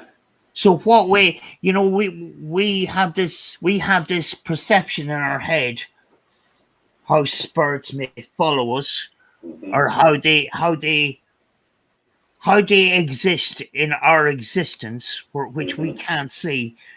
And very often we you know, Hollywood comes into that. Yeah. You have these invisible people walking around. You know, could it be completely wrong? Could that picture be completely the complete opposite to what the reality is, you know? Yeah. You know, so that's why I just decided I would try a Spirit Box session in a moving car. Right, now I had a thought earlier, and it's a paranormal question, and for me it's a paranormal paradox, right? And this is for the back of you, see what you think. If 2 people capable of telepathy are reading each other's minds, whose mind is being read?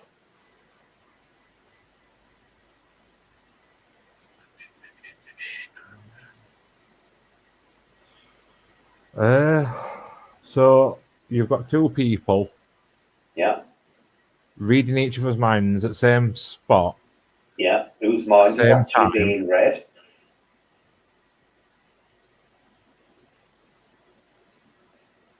Well, this is it. It's coming down, but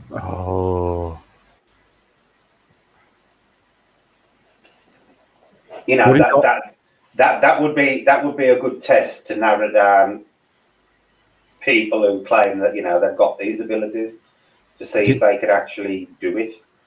But something weird might happen, like you might. Yeah, exactly. It might like turn into like a weird noise in both their heads, or you know, like a magnet when it repels each other. You might get something like that going on. Yeah. Because they're both trying to connect to each other at the same point, and Yeah. there might be something odd that happens, maybe.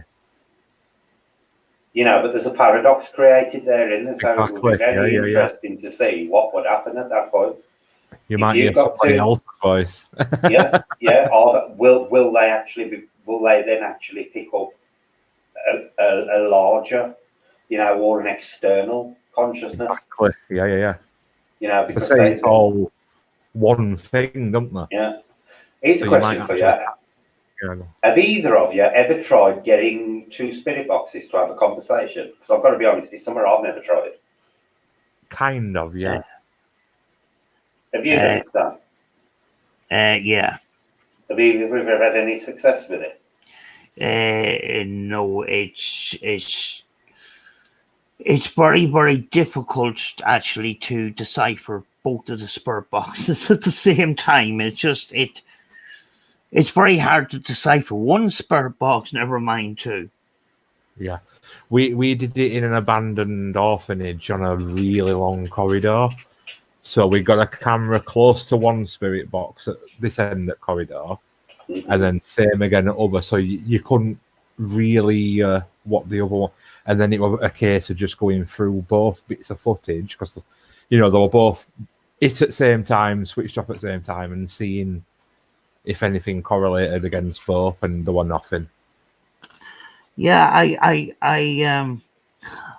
I can't remember if I seen the video, but I remember somebody, and I don't want to go into who he is, but he had two 12-587s, and he wanted the two of them to scan exactly the same. Right. And he was going to document what was coming out of one spirit box and what was coming out of the other box, and see did both of them match, but starting at the same frequency.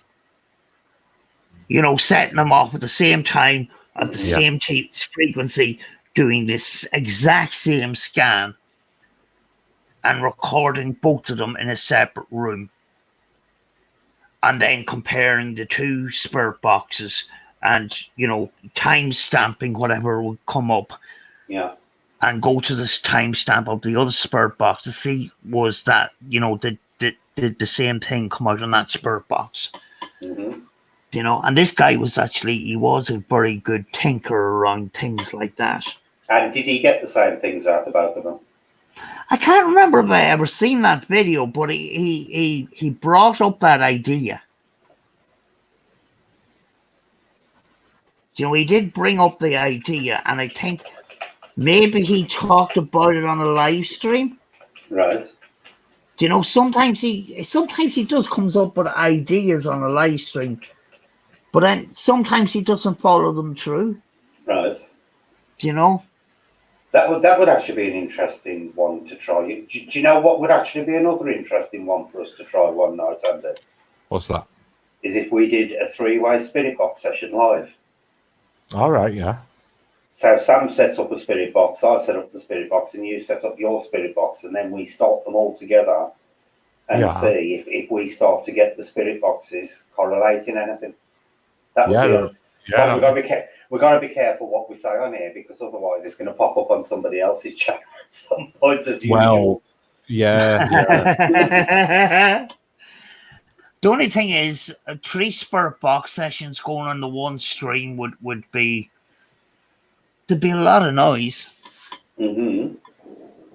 You know, would it work? It technically should work. Yeah. You know, especially if one says something and then something follows it immediately with something relevant to what's been said. You know, you would pick it up. Oh, sure. We have noise gates. Yeah. Yeah. All three of us have got noise gates, so that we can turn down the static and all three sort of things. So yeah.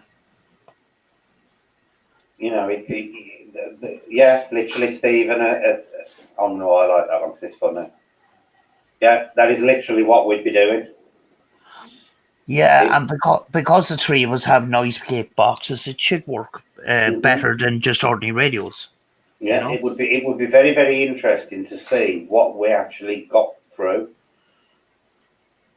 Yeah. You know, because you do a lot of the spirit side, Sam. Andy does all the elemental side. I'm split between the two. So it would be interesting to see what each of us was getting on each other's, would you suddenly start getting elemental stuff being confirmed on your spirit box, and would Andy start getting spiritual stuff coming through on his? It's something to have a go at, isn't it? I'm open to it. Yeah. I think that'd be really interesting. The thing with my box as well, my box can take it can take in external sound. Mm-hmm. You know, it is the noise gate pedal is plugged into the main input, but there is an input at the back where you can actually have a microphone. Right. And you can communicate. Say if you're doing a spirit box session, you could communicate with the communicators electronically, just like they're communicating to us electronically through the box, you know? Mm-hmm. So that's, you know, it could work, you know? We'll have to have a discussion about this when the stream's over and sort something out. Here's one for you, Andy, off James. He's asked it me, but I've heard of cases, but you'll probably be able to go into it better.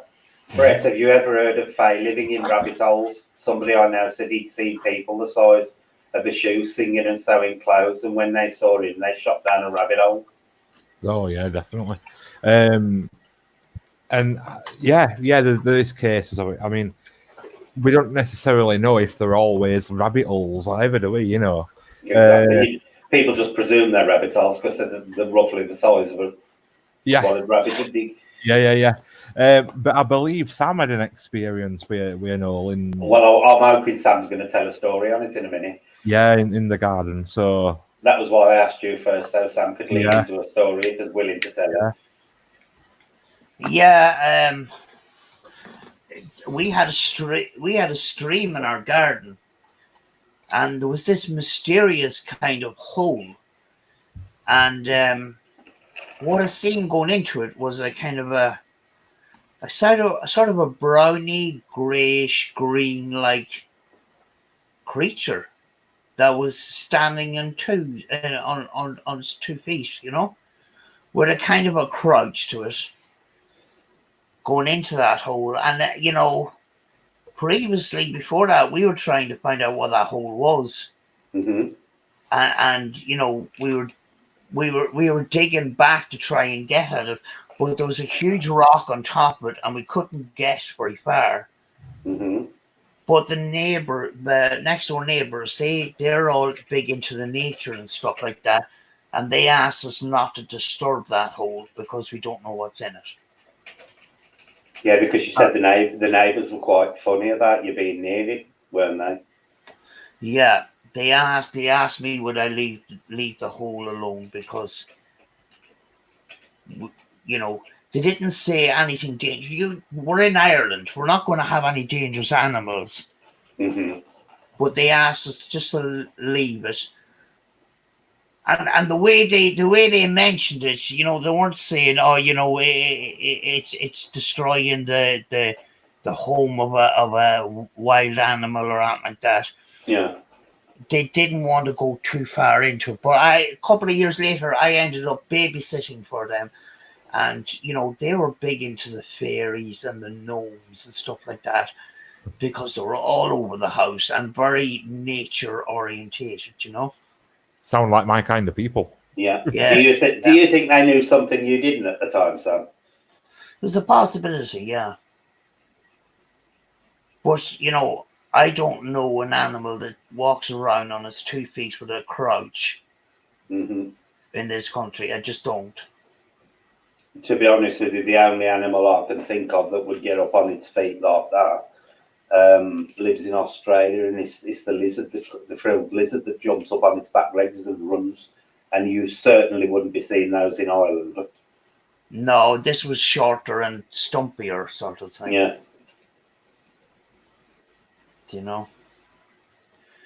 So I couldn't. It's one of those visions that you'll be puzzled for the rest of your life, but you'll never get an answer. But it'll always come to your head every so often. Wonder what that was. Yeah. So there you go, James. It is quite possible to have things living in what people presume to be rabbit holes.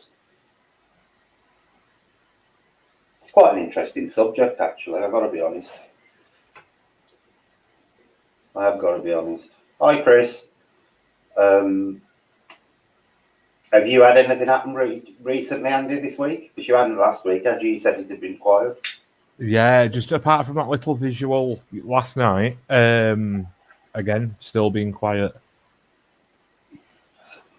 See, I like it when it's quiet here. I'd rather not have stuff happening in the house. Not because it scares me, but because, I'd rather keep the house itself clear. So when I'm doing anything, there's nothing interfering with it, sort of thing. I don't mind the little lights and stuff, but I wouldn't be wanting the bangings and the strange voices and shit like we had at the other house. Yeah. I don't mind the brownie if he wants to poison me again, that's fine. But that mimic thing was I got the impression that was something different. Yeah. It was a weird one, that one, because I don't get the impression it was malevolent, Andy, but it was apt to cause trouble, if you know what I mean. Everything it did was always not of a mischievous, but more of a troublemaking type thing. More so than mischievous. It was a really odd one, that one.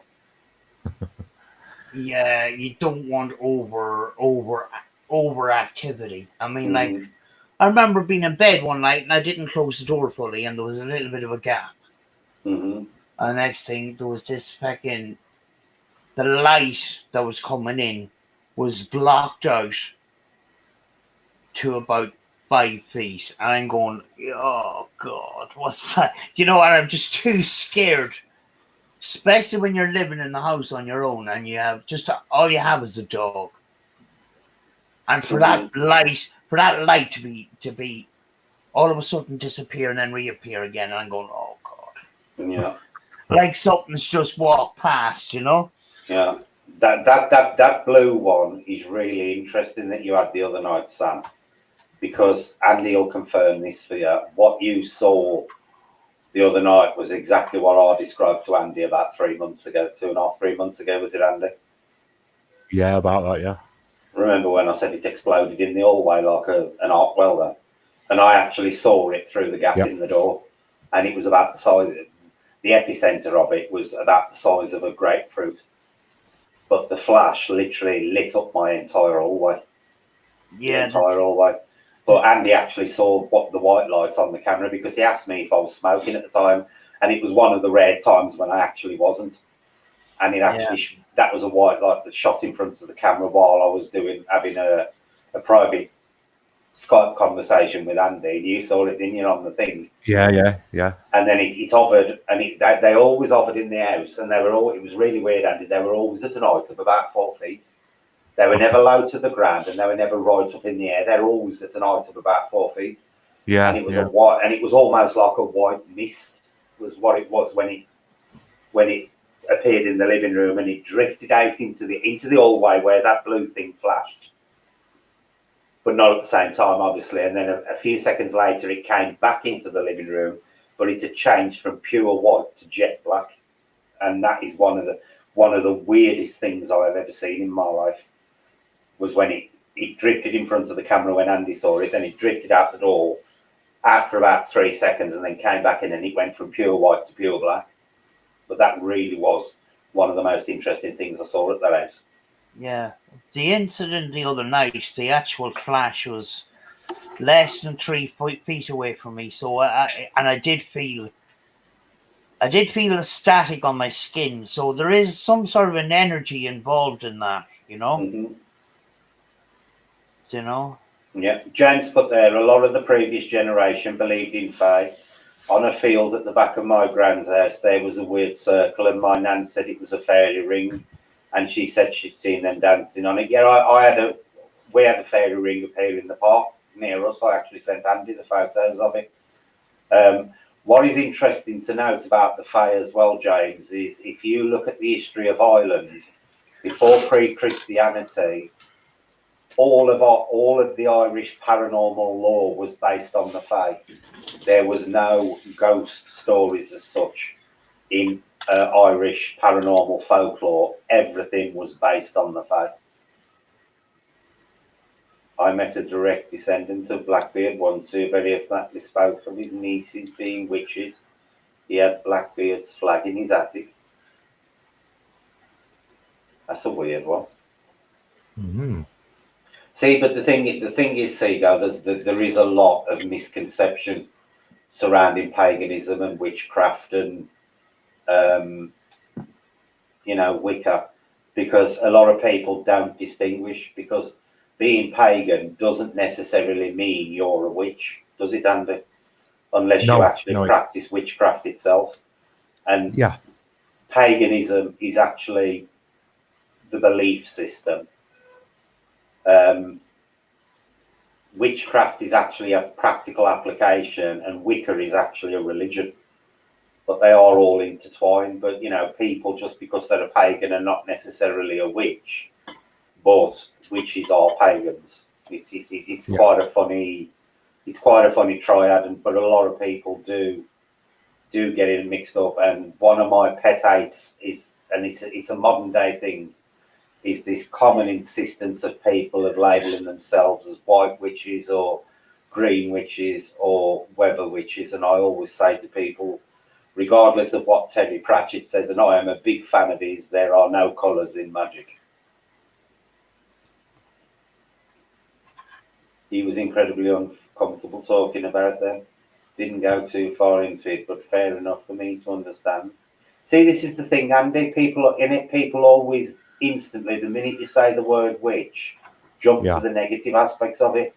This is as a result of, mainly as a result of Christianity. Don't get me wrong, before pre-Christian, there were practices, even with the Druids who were considered, like nature loving and benign. Even they practiced human sacrifice and stuff, as did pagans in general. Mm-hmm. But a lot of the negativity that's created around paganism today is as a result of Christianity.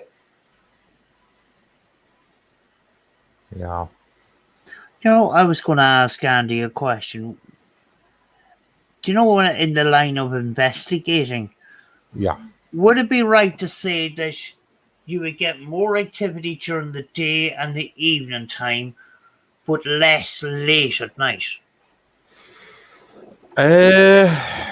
You've got what we do. You've got what are called tween times, and it is the in between sort of hours. You've got like dawn, dusk, and then you've got like 12 in afternoon and 12 at night, which are... Sorry to interrupt, Andy, but again, this is why doorways and stuff are considered important in a lot of pagan beliefs, because they're all classed as in between areas. Like a door frame is in between two areas. A mirror is in between the real world and the reflective world. This is why it all ties in, so. It does. So they like sort of your time frames. They always, and there's different activities via different fae at them times as well. But you'll find, like Brett just said about the in between spaces of things are very good to investigate around. Like if you find a gate where one's like in nature reserve where we live, just at back of us, there's a pathway that runs all the way parallel, all the way down side of it. And then there's a gate hole into local park. So if I were to have 1 foot on the path of the parallel path and 1 foot through the gate into the park, I would probably experience more activity that way than just being stood on one side or other. So they say, like, if you come across a small stream, put 1 foot in the stream, 1 on land, and then you're in between both spaces. It's really bizarre how it works. Mm-hmm. See, this is why I wouldn't do that because of selkies and things and telkies. I've got, and it's weird, Andy, because I love being beside water, but I don't like being on the boundary. Yeah. If you know what I mean, it's really weird. You know, I don't like being in. I wouldn't like to go and wade in a river, but I love sitting the side of rivers. Same, I love sitting on a beach, but I don't like being at where the water meets the land, sort of thing. Yeah. I just don't like it. I just find, and same as I don't like standing in doorways and things like that. It's like that, you know, a lot of people think that they say like to summon a spirit, have two mirrors facing one another. Oh yeah. It is actually slightly inaccurate, that belief, because if you go back to the really ancient belief systems, two mirrors facing one another are actually considered a spiritual trap. Yeah. So you actually trap an entity in between the two mirrors.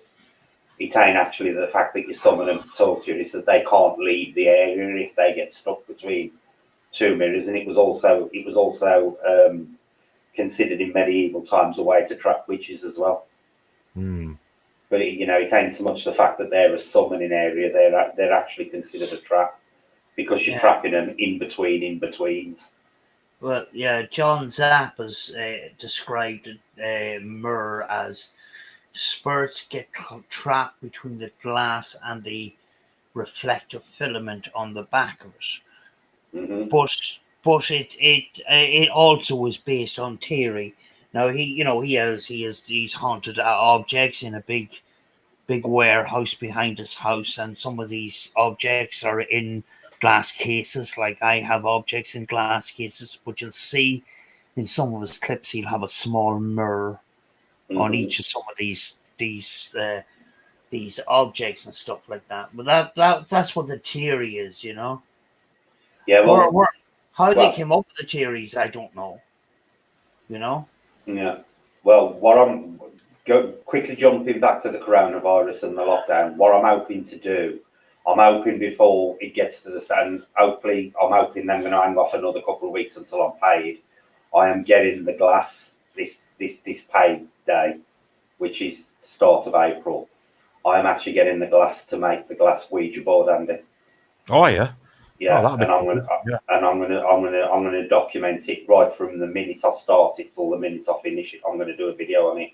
But I was thinking about it the other day. I can't do it at the moment because I got the cash. But when I'm paid, I'll get the glass because I've noticed there's a glass place down the road, and I'm going to actually build the glass Ouija board. And then when it's done, I'll either come over to yours or you come over here, and we'll actually consecrate it and use it for the very first time. Oh, sounds good. Do you know where you might get glass?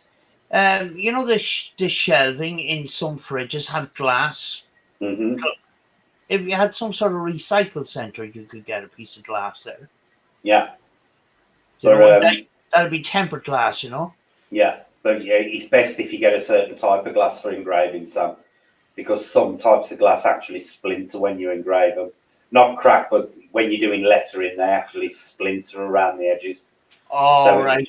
It's more like a crystal type glass you need to get. Oh, I thought you were putting wood behind it. Right. I'm actually planning on building it into a box with LED strips in the box, so that it actually illuminates the board from underneath. But that's what I'm planning on doing with it. Yeah. But we'll see how it works out anyway. But I was thinking the other day, if I'm going to be stuck in the house for a few weeks, that will be the ideal time to do it. So as long as they don't, declare a national emergency before the start of April, I'll start getting it done then. But I'm definitely going to start getting it done at the start of April. And I'm going to do a video of building the board from start to finish. And then we'll get Andy over here, and then we'll actually do a proper Ouija session with it. Yeah, it sounds good to me. Yeah, we've got a Joanne B question, Andy. Uh-oh. Do the face sacrifice anything?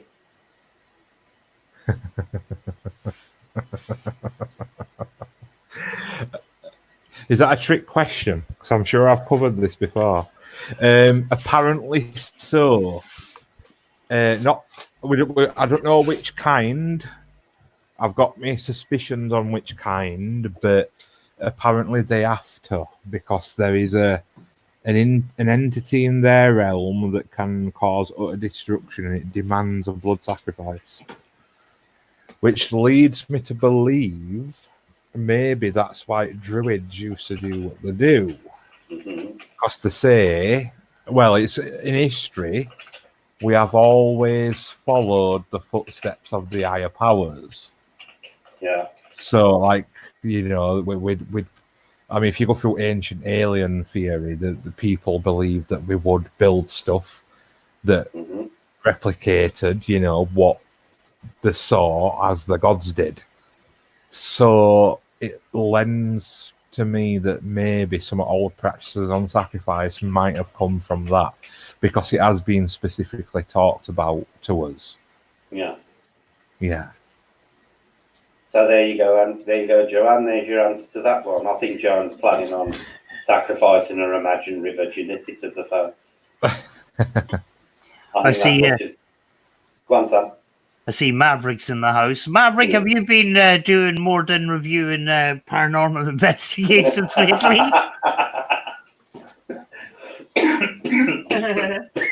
Fucking hell, Sam, you made me joke. Oh, God. But it is sweet, isn't it? Pass me a sick bucket, somebody. I ain't your most loving Cupid. But yeah, I've got it all planned out in my head now, the box and how it's going to be put together and stuff. But all right, yeah. The longest bit's going to be the actual engraving of it. Well, yeah. But, you know, I've got all the bits and pieces I need to do it, so I'm looking forward to getting it started. Very good. I just added lights to my decorated guitar amp. I do. Oh, yeah. Our order of magnitude's going to love it. I got. Do they flash in sync with the sound, Sam? That's the question. Do you know what I bought? I got from China a strip of cob light where you can, you know, you take off the filament and you can stick it under kitchen units and stuff like that. And there's a little control box. Now I got rid of the control box. It had a proximity sensor on it, where I you know, didn't bother with the battery box or any of that kind of stuff. I cut the wires, stripped them back, and I connected them to the speaker.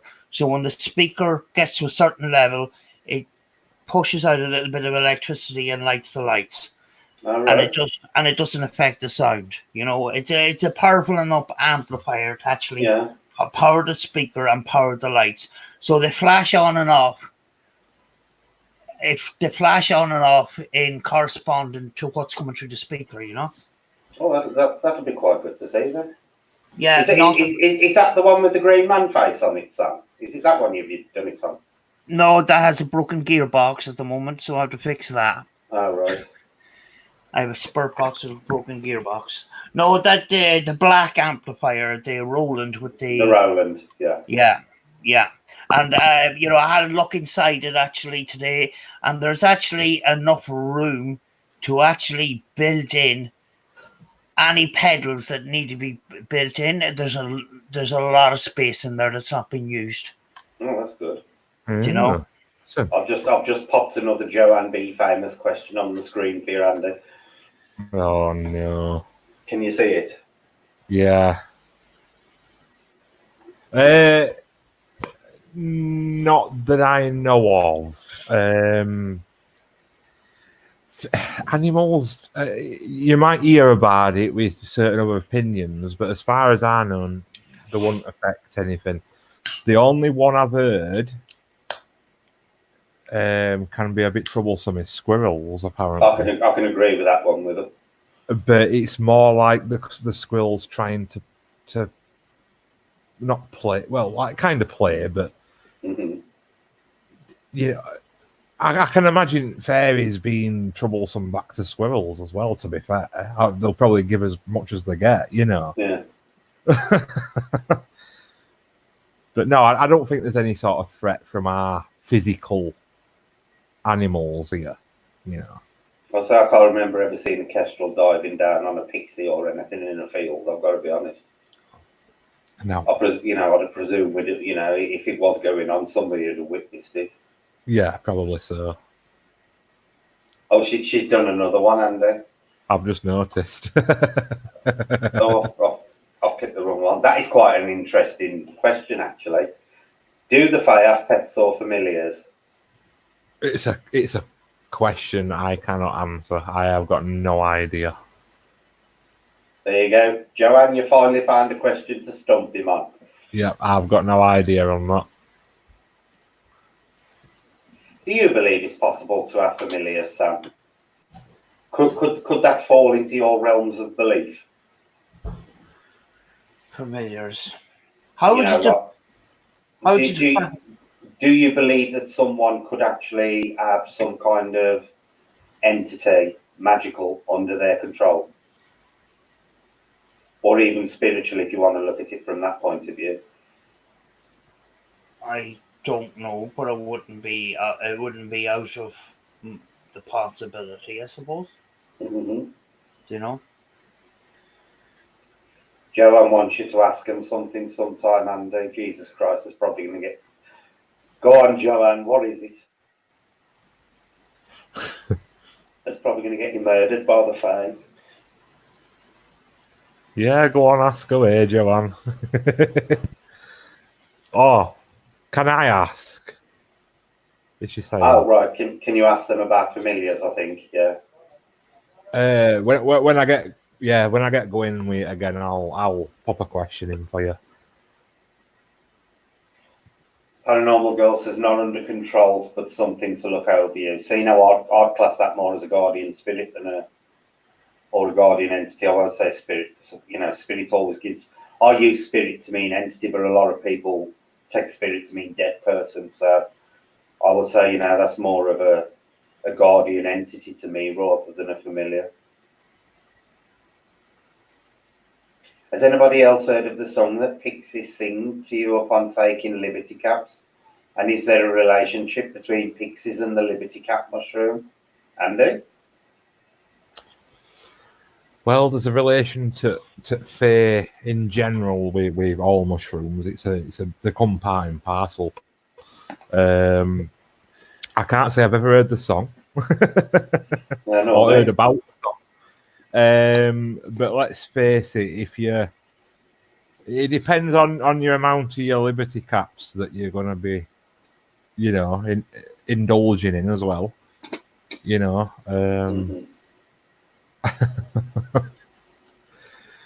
Whether you're going to have a true experience or not, I think there's a key to that somewhere. Mm-hmm. Now, Stephen's asking a question. I'm going to ask the question, then I'm going to say something to Stephen, then I'm going to let Sam comment, and then I'm going to let you comment, okay? Okay. Stephen says, do the Fae have a preference to whom they connect with? There's something very interesting about that question, Stephen, because if you watch Sam's videos, Sam has always specialised in contacting what people consider dead people. Then recently, and she's never had anything relative come through on the spirit box. Recently, she started to get a bit more open-minded towards the possibility of Fae existence, and one of the things that came through her spirit box very, very clearly in a session was, I'm a gnome. So, Sam, do you want to comment on that? Yeah,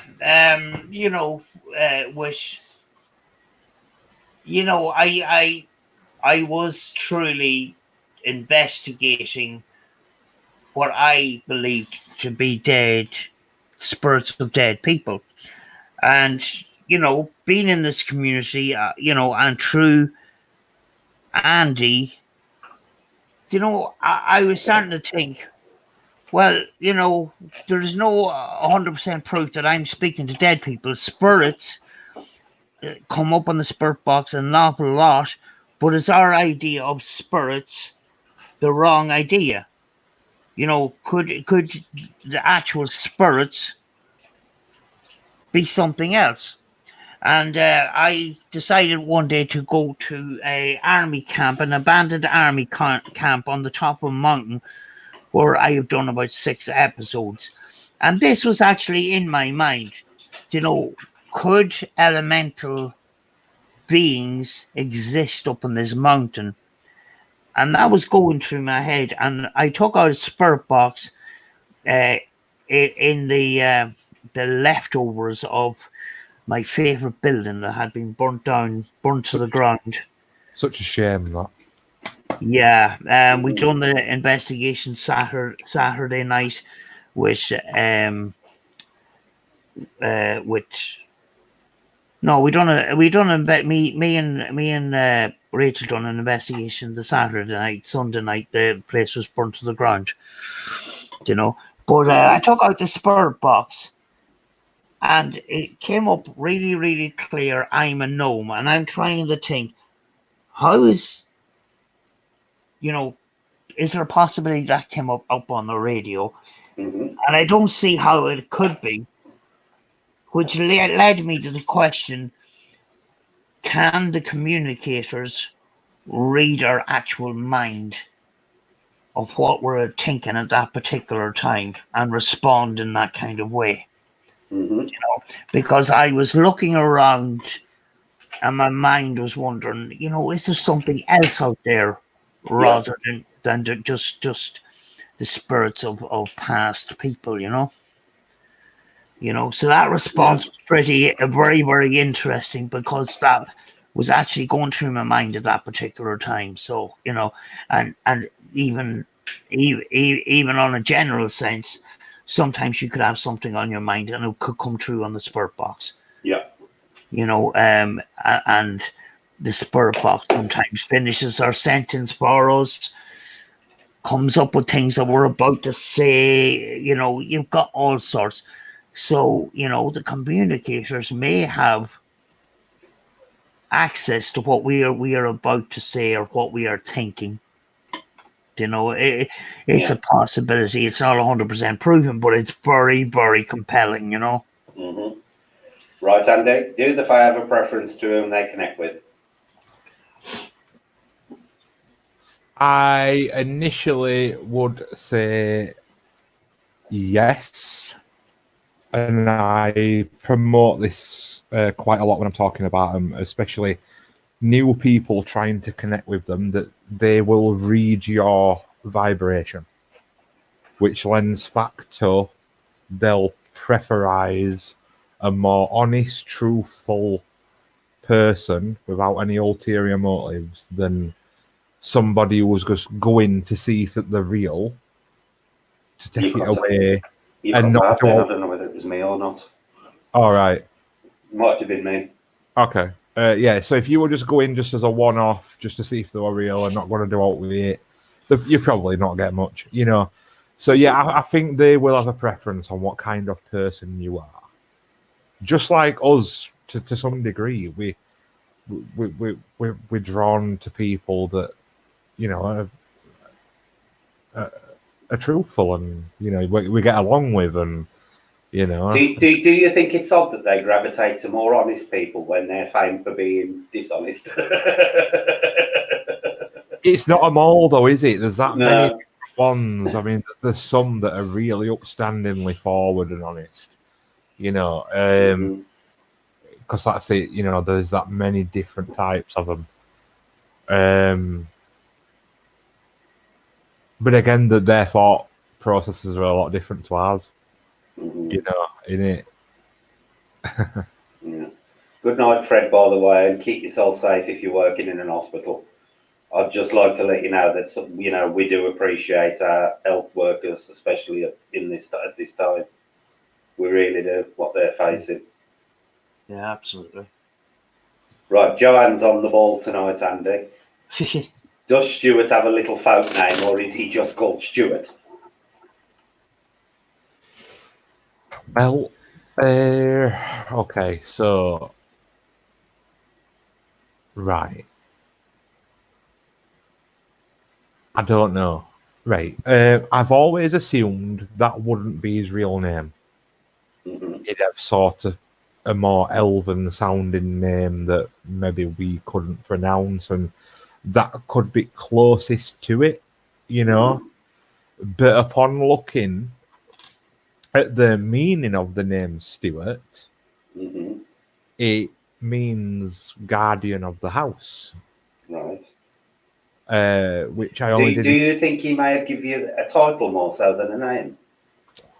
Yes, I do. Which you know, because we always class ourselves as a little coven, which could be looked upon as a house in their eyes as well, Yeah. because it's an house of power building. Then maybe he give us a name, like you said, residing to a title. What his job is? Mhm. Yeah, which I Yeah, found. that may be the nearest translation for him for you. You know. Yes, I found that very interesting. Yeah. So have you had anything happening in your house lately, Sam? Have you had anything going on in your place with your dollies or anything? No, not in a while. Apart from a couple of nights ago and the other night during your stream, I wasn't on it. I was in the chat with light anomalies. Do you know what I find funny about that, Sam?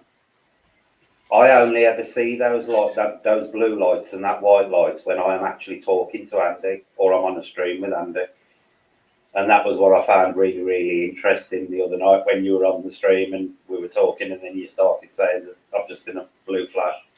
I only ever saw that blue flash or the white one when I was actually talking to Andy, apart from one night when he was in the bedroom, and obviously Andy weren't in there with me. Or Yeah. neither of us will admit to that fact.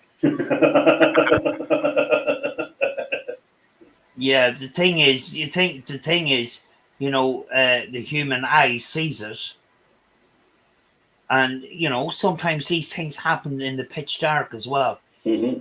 You know, if you had a night vision light or night vision camera, it would be different because it can pick up all sorts of stuff. Especially my body camera can pick up every minute piece of dust, or whatever. But you're looking for lights with a purpose movement, you know, with some sort of intelligent movement that is off the familiar insect flying patterns and stuff like that. But the fact that we see them with our eyes, and sometimes in the complete pitch dark, it's quite fascinating. And you know, it seems to be some sort of an energy of some kind. Yeah. What was interesting that night, it appeared in my hallway. My hallway was in pitch darkness, and that was why I saw it, because it literally lit my entire hallway up blue.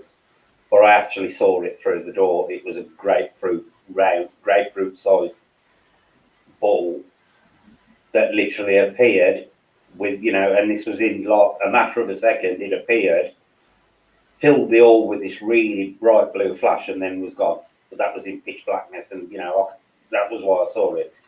James has said, Andy, is there anything you could do to encourage the fae to come into the garden? Oh yeah, lots of stuff. Obviously, you can plant stuff. You know, flowers, a tree, anything like that. Put little lights out. You know, the lights. You can. If you've already got a tree, you can put little offerings on the tree. You know, stuff like that. You can do all sorts of stuff. Just stand there and try and internally ask for them to come and visit regular. You know, there's all sorts of little things you can do in your garden. Keep leaving chocolate out. Little bits of copper or anything like that in the garden. Anything like that will attract them. Yeah. Right. Paranormal Girl says, what are your thoughts on fairy doors? Would you like to tell us about Cumber House, Sam, and fairy doors before Andy goes on to his opinion? Because didn't you say that they believe there's fairy doors at no, Sharon Rectory in it, not Cumber House? Was it Sharon Rectory where the fairy doors are? Sharon Rectory, yeah. You know, they recently brought out a book. Now, I don't know if elementals came into it, but, you know, the people of Sharon Rectory, they bought this ruin of a house, and apparently there was a incident where some urban explorers, one of them got into a wardrobe and got locked in. And ever since the first week that they had moved into their new house after they had reconstructed it, they were having activity. Now, they were taking in people, paranormal investigators, who based their paranormal research around the spirits of dead people. And the story goes that there was a major incident that happened in that house that involved deaths. And I'm not that typical person where I'm going to say, "Are you there, Mr. So-and-so? Are you there, Reverend Hamilton?" A lot of these people were directly asking for the people, the victims or the owners of the house, stuff like that. I don't actually do that because, you know, and more so now because I keep an open mind and stuff like that. But in the house, there was actually gnomes on a lot of the windowsills, fairies inside, fairy doors on the bottoms of the walls, fairy doors on the trees outside, and gnomes and fairies and stuff like that.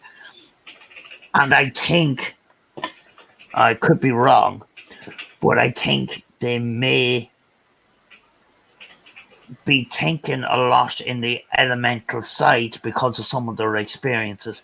Now, the information that I have got was basically, you know, shadow figures, and the actual story of what happened.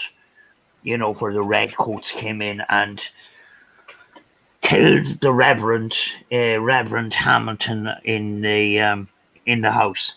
You know, and the wife of the Reverend that owned the house died in the bathroom. She bled out in the bathroom. Mm-hmm. That's the way the paranormal investigating. Once they got that information, that's the route they were going down. You know, but there is this thing about the black dog.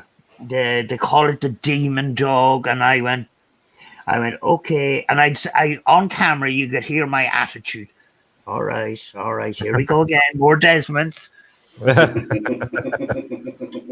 The thing was, I picked up a dog in the cellar, which is completely impossible. Yeah.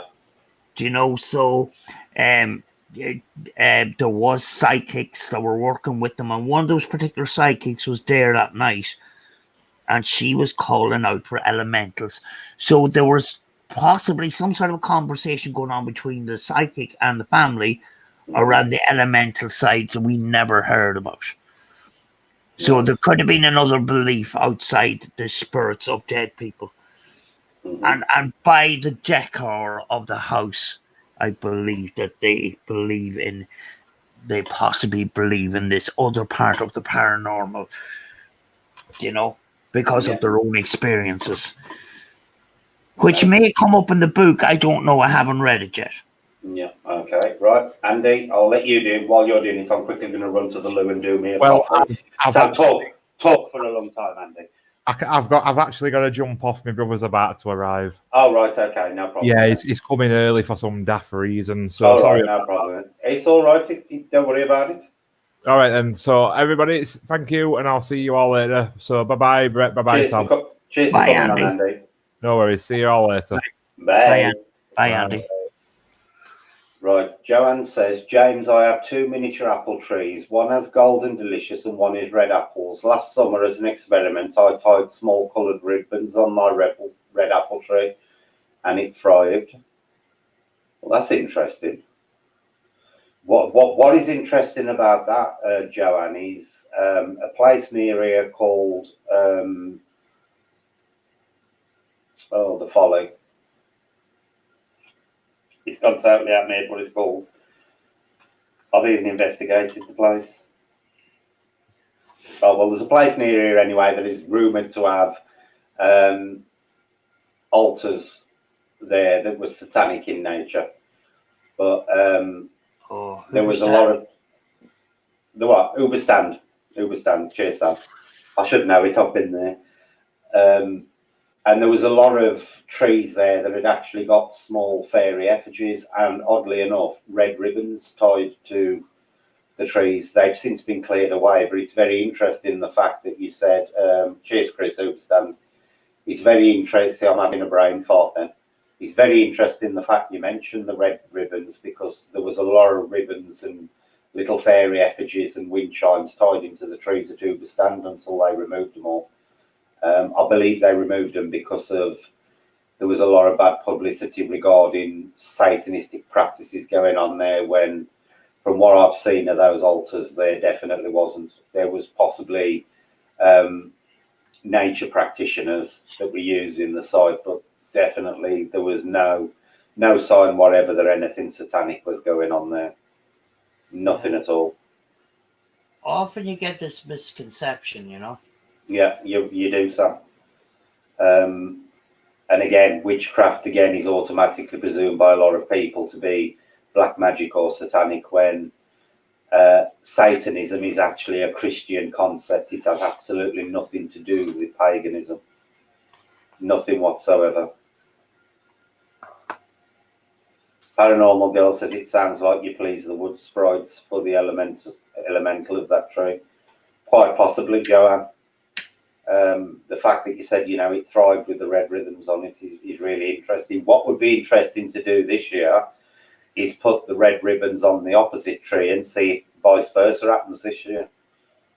Because then that would be really interesting. If the other tree thrives this year, if you decorate it, it strengthens the evidence for it. Yeah. So that's really interesting.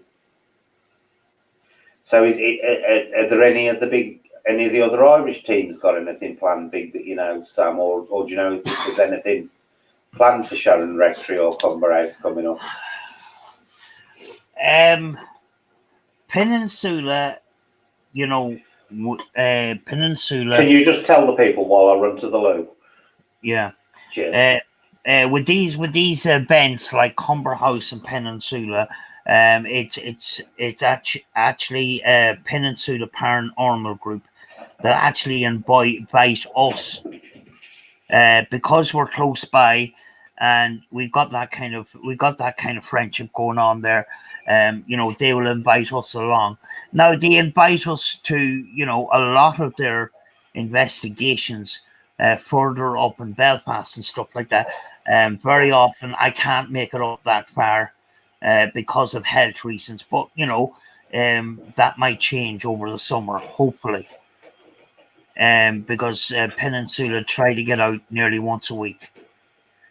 So hopefully we can get an alternative to the cancelled event that we couldn't get going to. Hopefully they will get back down here again. Maybe we can get back to the abandoned army camp, which I invited them the last time, and one of them got sick. It was just two of them that came down to that stage, but the plan was that the whole team was going to come down, and when I gave them the news, they were going to come down the following week after me and Rachel had done an investigation and got great evidence and stuff. But we done the investigation on a Saturday night, and Sunday night there was a fire. So I contacted Peninsula Paranormal and says this is what the situation is, and possibly it's going to be locked up at night and nobody's going to get in. So unfortunately, that didn't take place. But the army camp itself is around a mountain on the Donegal coast, and actually I haven't been to half the buildings there, so looking forward when I'm a little bit more healthy to get around some of the other buildings.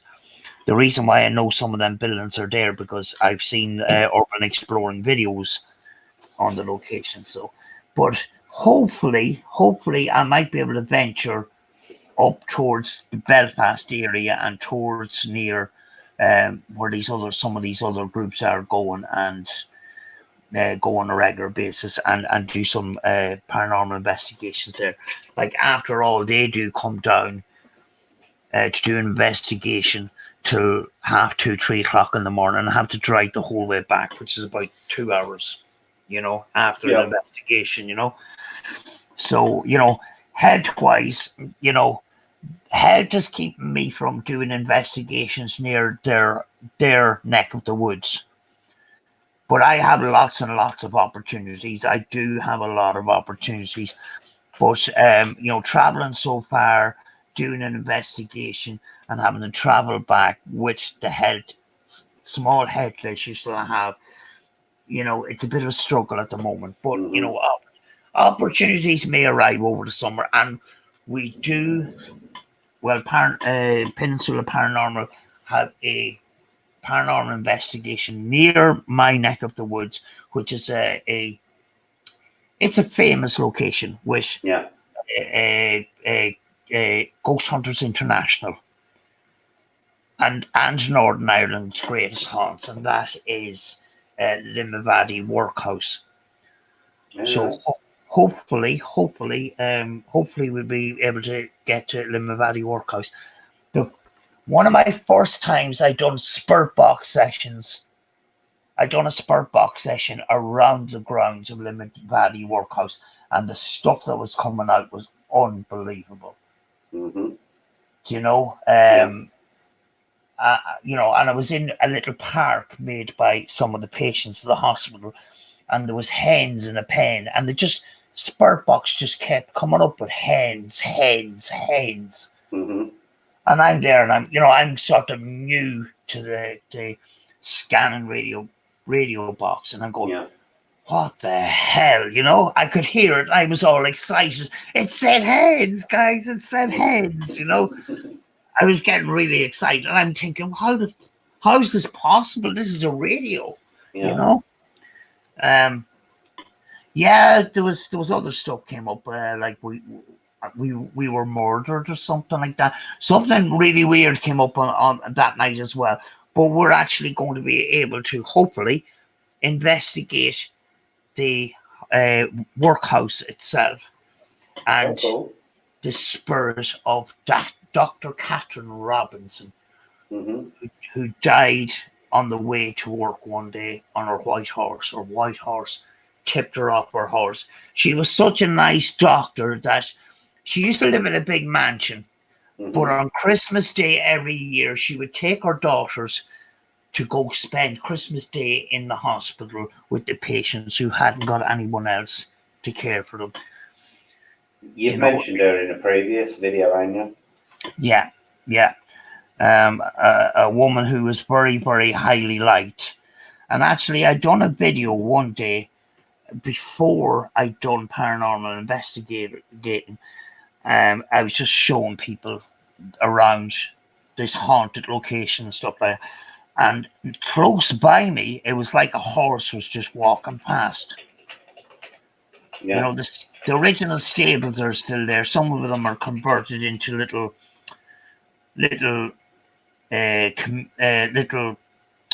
old people's homes, like kind of residential homes and stuff like that. But back in the day, horses was the prime way of transport, and that you went to work on your horse, you put your horse in your stable, and I couldn't, and I picked it up on the audio, and I says, there's no way there was any horses nearby,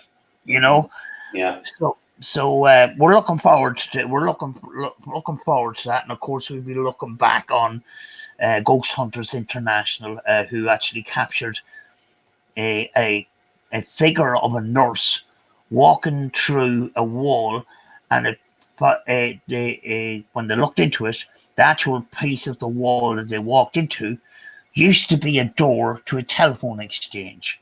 Right. So, an absolutely brilliant location. I'm looking forward to going there. A beautiful building as well. So, but that could be at the end of the summer.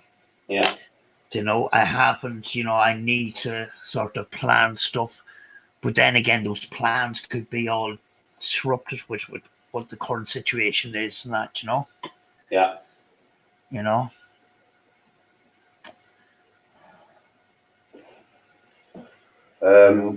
Right, let me just read. James says, Joe and I read somewhere that they used to put bread soaked in cider onto the branches of apple trees to encourage a good crop. That actually probably links to the puka, James, which is a fae. I suppose you'd class them as an agricultural fae. Basically, it was considered that you had to leave a little bit of the harvest for the puka before November the 1st, because otherwise it would cause problems with the harvest, and the harvest would fail and stuff like that. So you'll probably find that is the reason that people concerned, around the farming kind of things would actually leave cider out. It is to appease the puka, because otherwise they would wreck the harvest. The harvest would fail if the puka didn't get their share. Joanne said, is there a lockdown? I can just picture Sam digging tunnels with a spade to get out and about exploring. Lol. I thought we'd have our leprechaun frog on for a bit. Poor old Cupid was getting a bit tired flapping around. So we've got our little frog now. But yeah, it's Sam, is there anything paranormal linked around the Giant's Causeway area? No, but actually it was only yesterday. I was thinking I never seen somebody that done a Spirit Box session on the Giant's Causeway, and it could be possible, I actually have been to the gate of the Giant's Causeway, about to go down, and I says, I can't walk down that far because I'll not get back up the hill. But hopefully, maybe I'll try and get there this year, Yeah. It's not that... I've got to be honest, it's an area I've never seen a paranormal video done on. Yeah. Yeah, but it's only open during the day. That's the problem. Oh, is it one of them places you can't actually get to all the while? Oh, I think you have to pay even to go down. All right. Do you know? It's all right, I'm just picking us a new image. There we go. We'll have a talking hamburger. That's interesting. Yeah.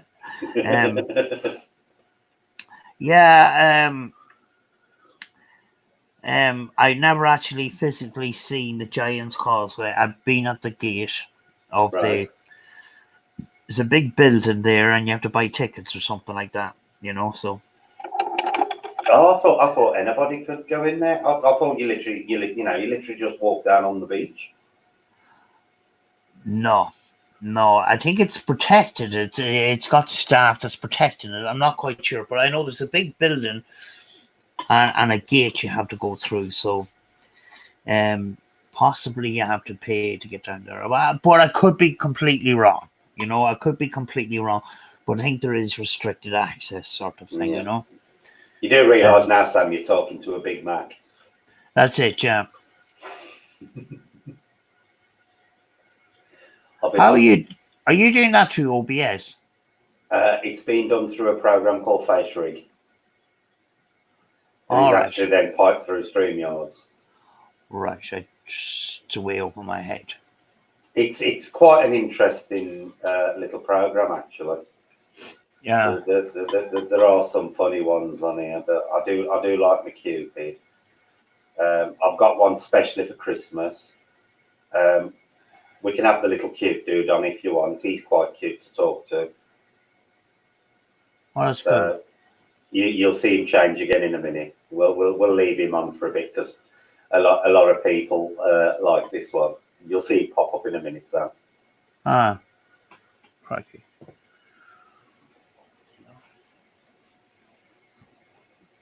You just have to let me know when he's like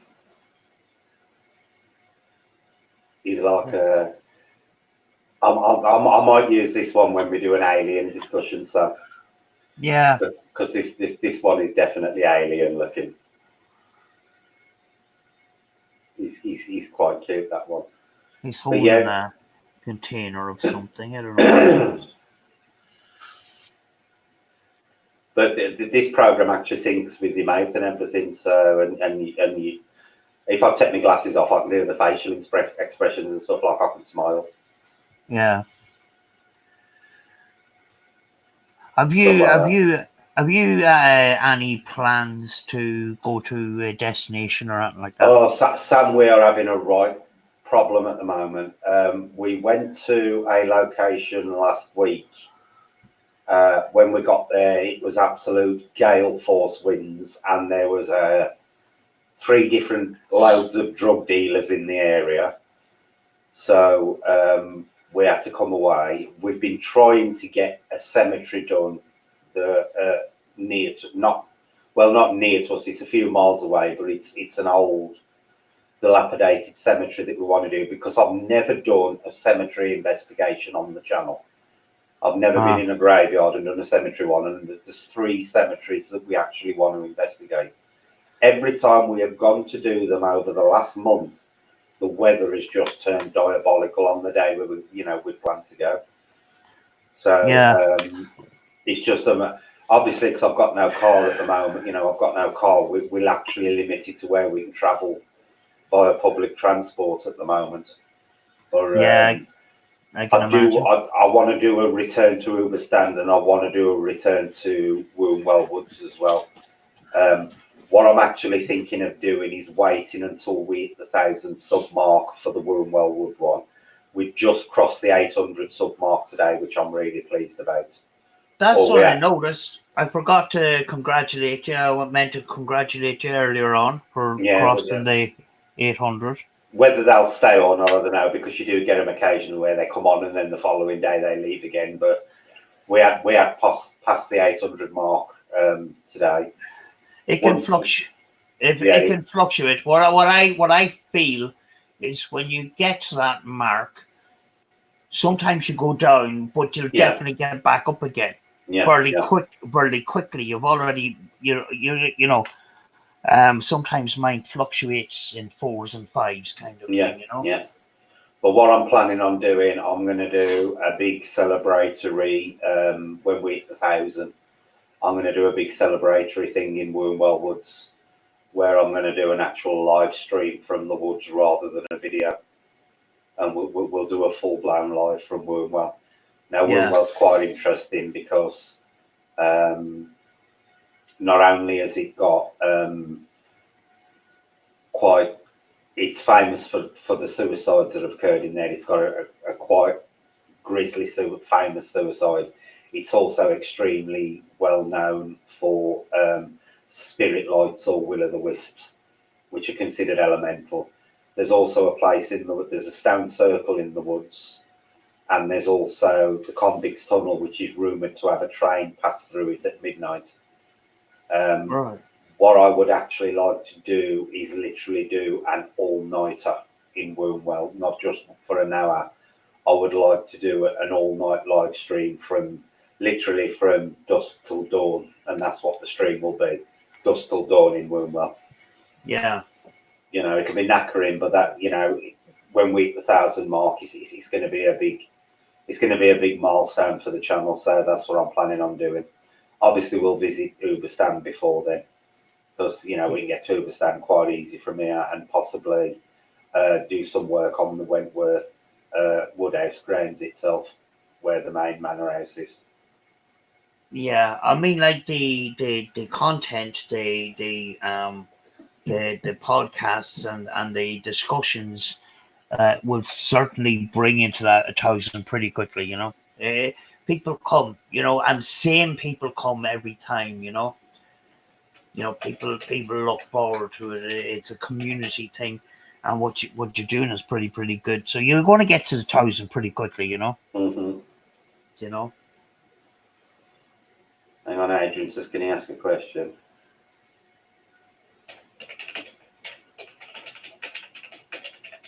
But yeah, that is what we've got planned, or what I'm planning for when we hit the 1,000 sub mark. But we have got the others up, and you know, which we can do in the meantime. I would love to do a return to Uberstan, because that is where I encountered my very first elemental Sam. Yeah.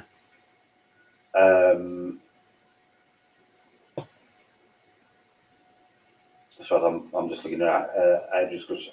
And there is actually a small cave located at Uberstan, and I first encountered one there. Quite what's it? How many gods are in the spiritual realms? It depends on what your belief system is and what you believe in, Adrian. If you're Christian, there's only going to be one God in the spiritual realm. If you're pagan, or particularly more so if you're Wiccan, then there are considered 2 gods. If you're a Satanist, I suppose you could consider there's 2, because I presume they consider Satan as a god. If you go further back into more traditional paganism, there would be a multitude of various gods for all sorts of different aspects of life. You'd have like nature gods, and you'd have gods of agriculture, and you'd have gods of rivers, and you'd have gods of the land and gods of the sea. Very much along the lines of the Romans and the ancient Greeks. There's no single answer to say how many gods are in the spiritual realms, because it literally is all down to what you believe is actually in the spiritual realm and what the spiritual realm is. Sam, what's your opinion on that? Sorry, I'm a little bit lost in that. Sorry. Adrian asked, how many gods do you think are in, or how many gods are in the spiritual realms? Yeah, it's around the same. I would say the same thing as just you just said. But you know, as a paranormal investigator, I tend to take off my spiritual hat and put my scientific hat on. Mm-hmm. Do you know? And we don't call. I personally, I don't call out for any names or anything like that, because you know, a lot of the time, if there is spirit communication or communicators, they will come out with the name that you just called. Yeah.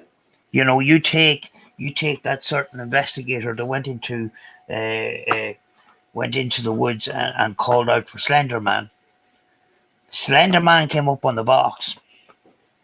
Do you know? Yeah. It was kind of weird, and he got a lot of stick from it. But the fact that he kept saying Slender Man, and Slender Man came back. Yeah. You know, that is kind of possible, because, you know, the odd time I would say, can you say Scooby-Doo for me? Do you know? Do you believe, Sam, with spirit boxes, that the actual person operating the box can influence what's said? I kind of believe that it's not like a mobile phone where you just pick it up and you make a call. You have to put a lot of energy into that communication. I do see a lot of streamers, especially in the United States. I see them here as well, but they're doing a live stream spirit box and putting up the links for their PayPals and stuff like that, and they're sitting there and they're looking at their phone, and then the odd time popping out the odd question, and you know by looking at them they're not concentrating fully on the spirit box session. They're concentrating on the chat, They're concentrating on messages and stuff like that. I think, you know, what I try to do is I've done an odd spirit box where I was actually on camera. And sometimes I'm not on camera, but I put a lot of energy into that. Yeah. You know, and, you know, yes, you know, Steve Huff, he says a lot of stuff that's controversial and stuff like that. But I do believe that you are part of that connection when doing a spirit box, that communication, you are part of that. Yeah. You know, you have to put your energy into it as well. You have to put your concentration into it and that, you know. Yeah. And I very often too, when people are starting off doing spirit box sessions, or you haven't done spirit box sessions in a long time, you tend to have a lot of dead sessions for a couple of weeks, and then all of a sudden it comes back again and gradually comes back. But I found, you know, doing spirit box regularly and getting more and more. Yeah. You know, unfortunately, I'm not a person that wants to put up too many subtitles to influence the viewer. But the thing is, I do think that's got to be a personal choice thing, that. But you know, I put up clips. I recently put up clips, and I know what I heard. And then people were saying, "Oh, that's great communication. It said such and such," and I go, "No, it didn't." You know, I'm thinking to myself, you know, it's very, very difficult. Spirit box sessions and trying to get them out to the public, and what way to get them out to the public is another thing. Because, you know, by putting up subtitles, you are putting a suggestion in the person's mind that it said this. Yeah.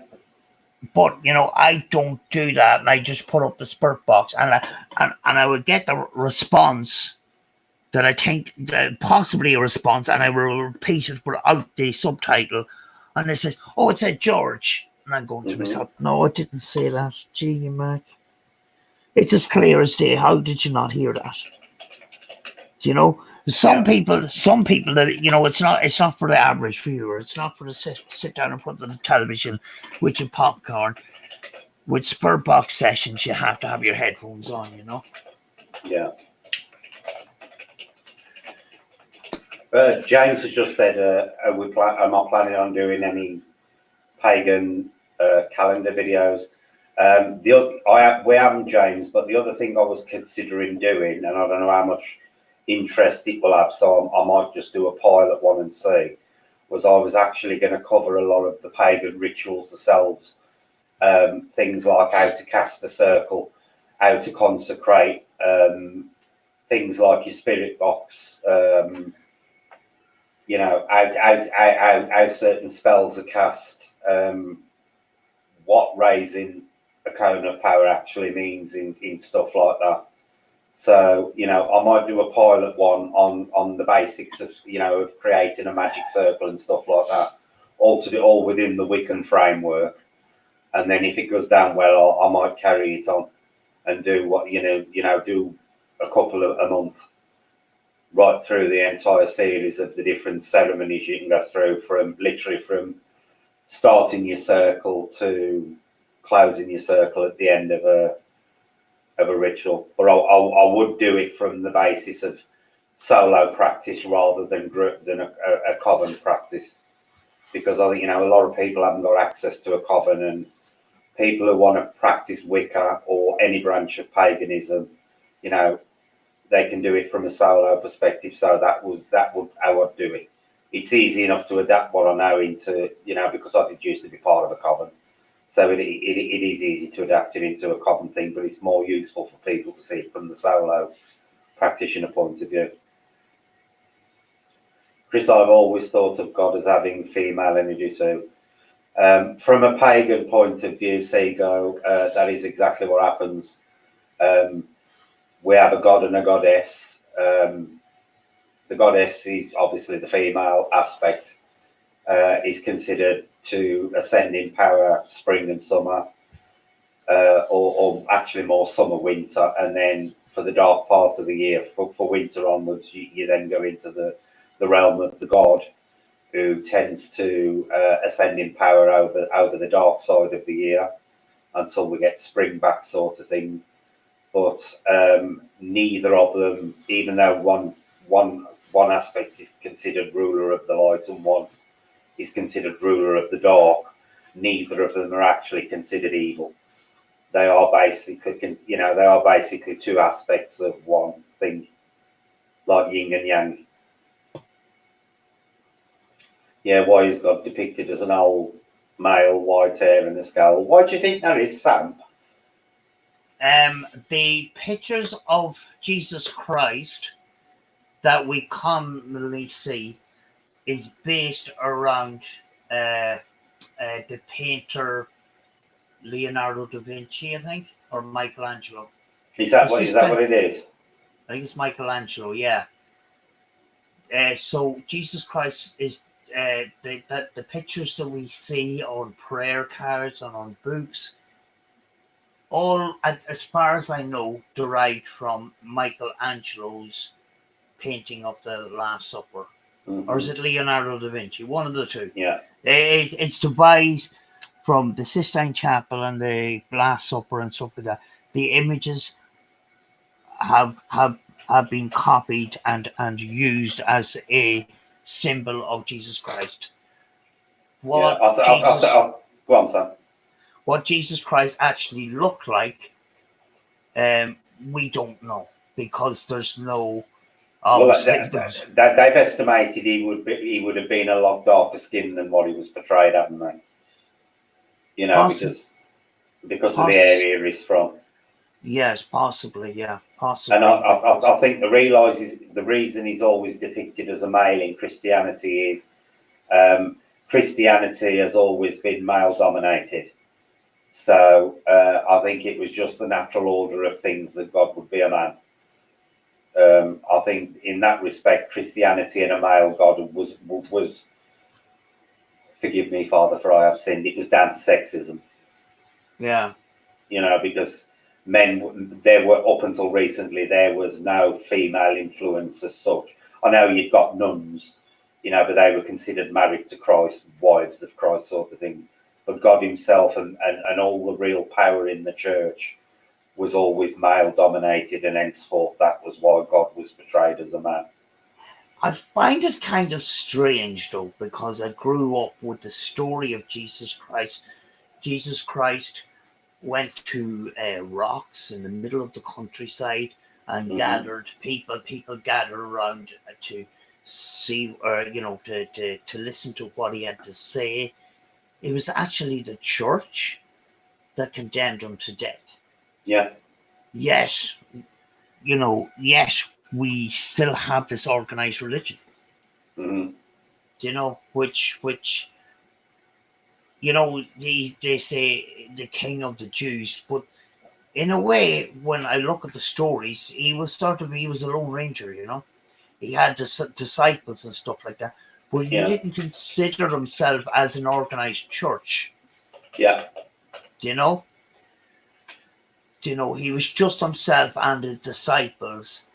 And how we became involved, a large majority of the population of the world ended up in organized religion, when organized religion actually was responsible for the conviction of Jesus Christ. It's kind of strange that way when you think about it, See, I'm one of them people, Sam, who believe you shouldn't be, like they say, never discuss, politics and religion. I'm of the belief you should never bring religion into the paranormal either. Because for me, there is a difference between religion and spirituality.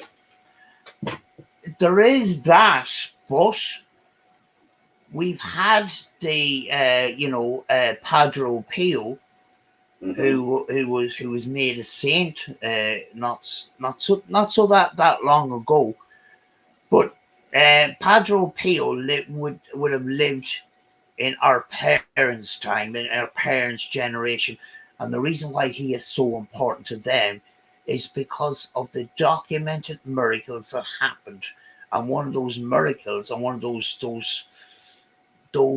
baffled by science, is a phenomenon called the stigmata, where hands and feet start to bleed, and there's cuts. And the other thing which Padre Pio is he claimed that he saw a demon dog, and as well as that, it was claimed that he was able to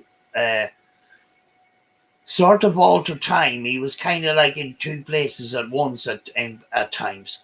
You know, there was a lot of mystery around him. Oh God, Sam, we've got a right question to answer in a minute. Go on, carry on. Yeah. So, you know, that way I look at that as something amazing. And yes, we would say, oh, you know, the power of Christ or whatever. But when you look at it a scientific point of view, it's quite baffling.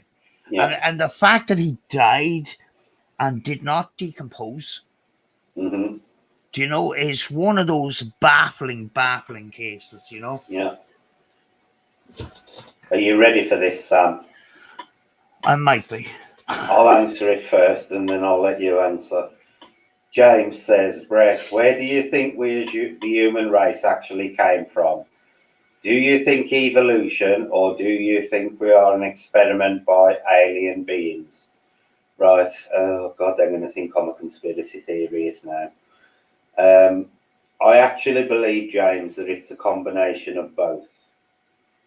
I believe that up until a certain point, we naturally, it will, Chris. It's the missing link is going to be brought into it. I believe up until a point, we actually developed naturally through a course of biological evolution. I believe round about 4 million years ago, is it? I believe that there was intervention by an outside force that interfered with the DNA of the current animal primates around at the time. And the modern human now is as a result of direct DNA manipulation. I believe this explains why there is a missing link and why nothing has been found between the old primates and the first of the Homo sapien line. There is a definite gap there where no evidence has been found in between, and I think the reason there is no evidence to be found in between the two is because we went from one species directly to another one with as a result of genetic manipulation. So in answer to your question, James, I think it's a combination of two. I think we developed by evolution up to a certain point, but then I think we were somehow, and I would presume it was from an extraterrestrial race, because there's no evidence that any other races apart from us have ever actually, intelligent races have ever actually existed upon the Earth. I believe at that point we were genetically manipulated into what we are now, and I also believe this explains alien visitation, because I think we are still an ongoing science project for them. Sam, what's your opinion? There's two answers to that one. You know, if anybody Christian that knows me, you know, the answer is God created Adam and Eve and all the rest. Yeah. On a scientific level, that doesn't hold a huge amount of ground. But there had been evidence of a different type of human being with a different shaped skull. Yeah. Yeah, way back, I don't know how many. Are you talking about the pointed skulls they found in like ancient South America and in Egypt and places like that? The ones with the elongated skulls. Yeah. Yeah. Yeah. You know, and it's really, really hard to know. You know, animals, the animal kingdom adapts to a certain environment, and there's possibility that the way animals evolved because of environmental change, that's possibly how the humans evolved to where they are. Yeah. You know, so the early humans would have looked an awful lot different. And we picture them in books as very hunchbacked people, smaller, wider, hunchback people. Although there has been evidence of giant people as well. So, you know, I think environmental change adapted the human race like it adapted other animals. You know, Mm-hmm. because in a way we are nature as well, and the way nature does adapt. You know, we're part of nature, and possibly we adapt it to the environment around us. Sort of thing. See, the thing you brought up there again is another example, Sam. The thing about the elongated skulls.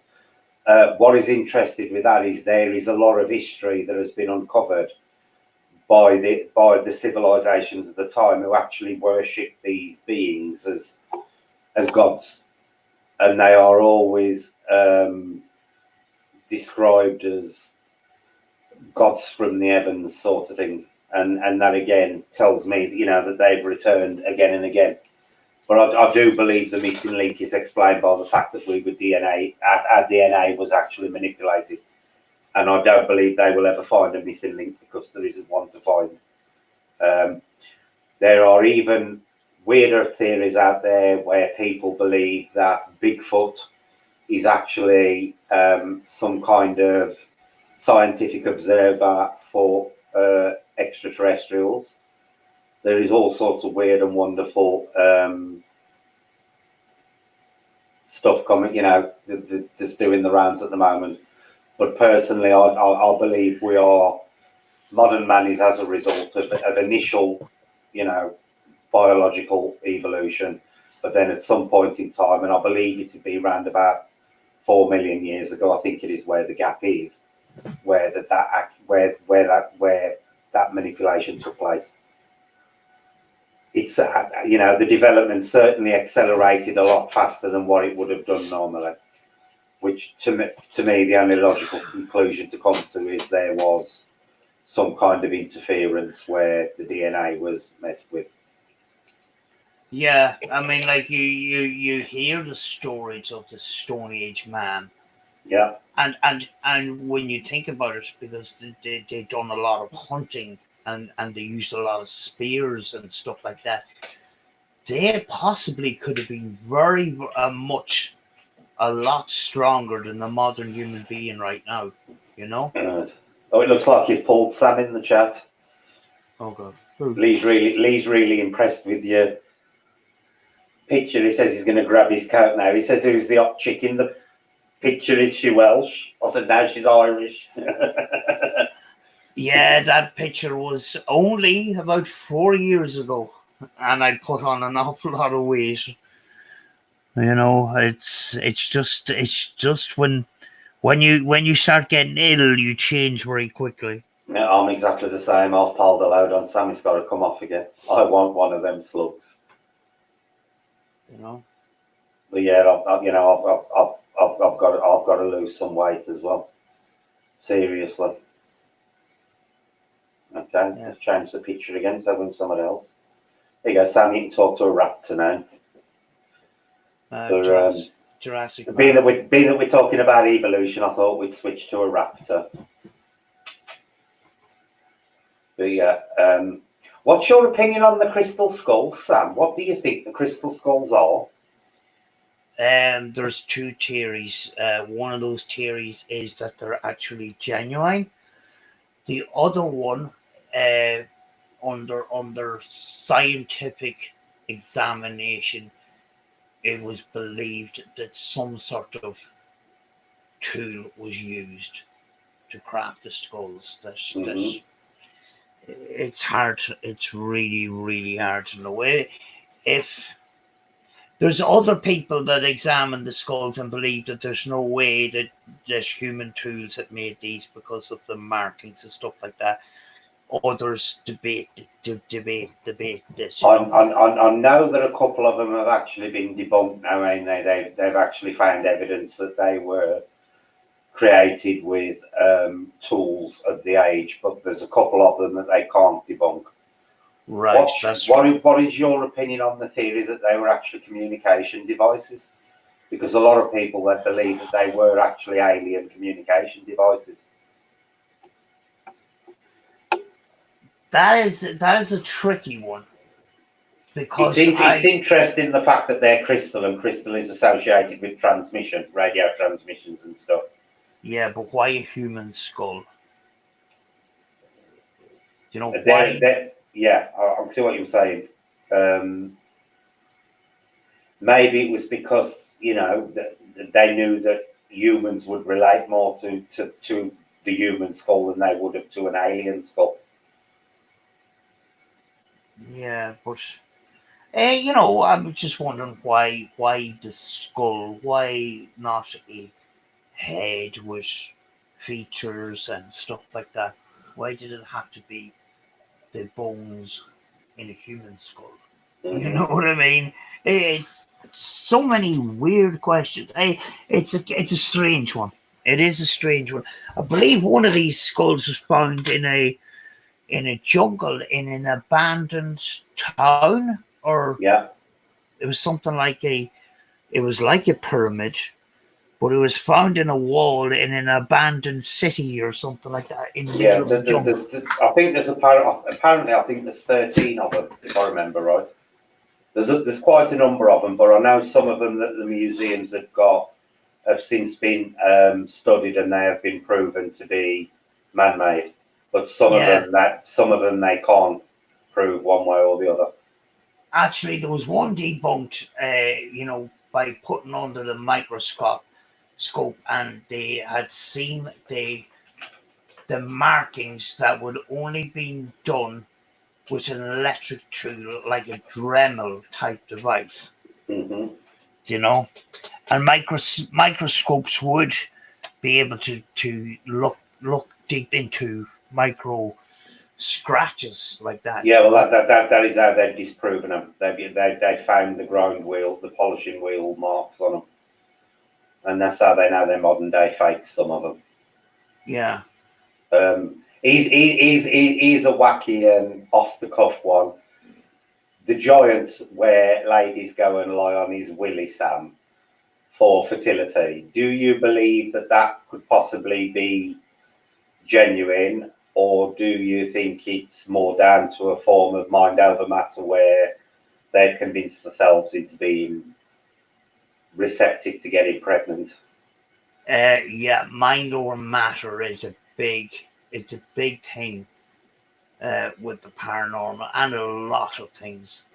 When you think of tests done on medicine, where people have been given sweets instead of actual medicine, and they all of a sudden felt better. Mm-hmm. You know, it possibly is, but then again, you've got that the mystery behind the site itself and stuff like that, and beliefs. Yeah. You know, belief and faith is a very, very powerful thing. You know, even with our modern day churches, some of the things that we believe, you know, science cannot get to the bottom of it, and in a lot of cases, science, you know, find it contradicts science. Some of the things we have our faith in. Mm-hmm. You know, Okay, then Bigfoot, real or imaginary?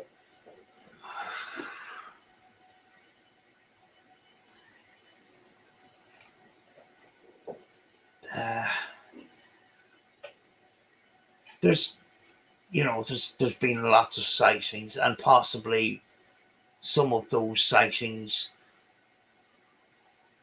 could have been in an ape or some other creature that was a mistaken identity and stuff like that.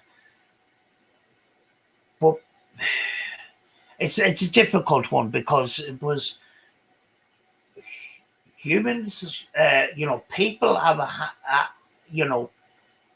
take for instance this toilet roll incident, this toilet roll episode with this virus and that. Yeah. A couple of people started stocking up a toilet roll, and everybody now is copying them. That's probably what started this thing. Yeah.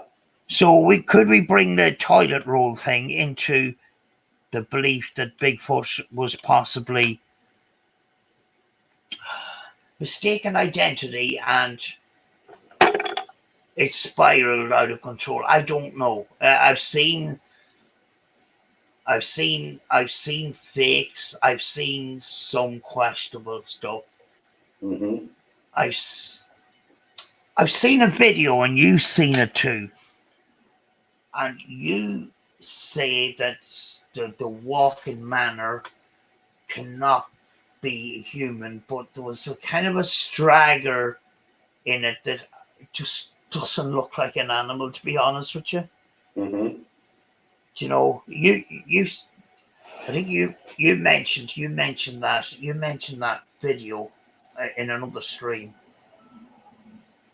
where this Bigfoot just walks along swinging the arms and stuff. Yeah. And the first time I seen that, I laughed my head off. But then you said there was parts of that walk and that gait, and so people had looked into it and said that beings could not walk in that particular way. Yeah, the Gimli video has been recently. It's gone through a scientific study by anatomy experts and stuff, and basically, basically they have said that the gait of that female Bigfoot would be physically impossible for a human to reproduce, which is quite interesting because I've got to be honest, the first time I ever saw it, it was I thought it was somebody in a monkey suit. So did I. Since they have actually done the enhancements on it, and they've done this walking study, this gait study on it, I do tend to believe that it may be genuine. Well, people going out looking for this Bigfoot with guns is not going to help, because if they shoot them, we're going to lose an awful lot of evidence and study. Yeah, that my thing is we shouldn't be shooting them anyway because we don't know if they're an endangered species. If they are endangered species, they're very good at hiding. Yeah. Like there has been trees broken very, very far up and very, very thick trees. Yeah. But we are at the age of the internet, and a lot of stuff can be faked to entertain people, and entertainment's a big thing right now. Mm-hmm. So, if these trees are broken that far up and they're that thick, there could be that possibility that these creatures do exist. Yeah. But the fact that they're so hard to find is something, because there's a lot of people out there looking for this guy, looking for these. And I mean, like, it's, people travel all over the world to these forests looking for this, looking for any evidence of this. Yeah. And we haven't seen an awful lot of footage, to be honest with you. We're very, very limited in the amount of footage that we can see. Yeah, the only thing about that is the areas where they live, and a lot of people don't realise this. I was watching a scientific study on it, and apparently the areas where they are rumoured to that is rumoured to be their habitat, apparently 95% of that habitat has never ever seen a human. And hard as that is to believe, those forests in America, 90% of the area has never actually been explored. That's so it's like it's like the oceans. They've explored 5% of the oceans. We don't know what's in the other 95%, and I think it could be the case with Bigfoot. And if the interdimensional theories of Bigfoot are to be believed, the reason that we probably don't see many of them is because they're not actually indigenous to this reality. But who knows? I personally believe they exist. I do tend to believe they could possibly be something interdimensional, but that's just my personal opinion. Right, Sam. So what is your opinion on ley lines and things like Stonehenge being built on? That's pretty interesting, actually, because when you think about Stonehenge and you think about these buildings with these chambers where on the winter solstice or the summer solstice where the sun goes in and lights up the whole chamber, how did early human beings figure that out when a modern man without technology and possibly with technology couldn't even figure that one out? Do you know? Mm-hmm. People go to these places, these forts. Is it near Stonehenge? I don't know. Where there's a fort with a chamber, and it only lights up on the summer solstice or the winter solstice, where the sun directly lines up with the entrance and lights up this whole chamber inside the fort. Mm-hmm. Do you know? Yeah, I know what you mean about. They all line up. There is actually. Welcome back, Andy. By the way. Hello, you're right. Hey. There is a second henge that is aligned along the ley lines with Stonehenge, and they call it Woodhenge, and they believe that is where all the workers were actually based to build Stonehenge. But that is an even bigger henge than Stonehenge itself. Seago says he had a genuinely incredible experience at Stonehenge at Solstice once. I'd taken my acoustic one year, we played for hours, people would join in and tell their stories and pass by. There were two girls dancing silhouetted against the skyline. You've missed talking to a dragon, a burger, a slug. I thought turkey. Yeah, turkey. We've had turkey.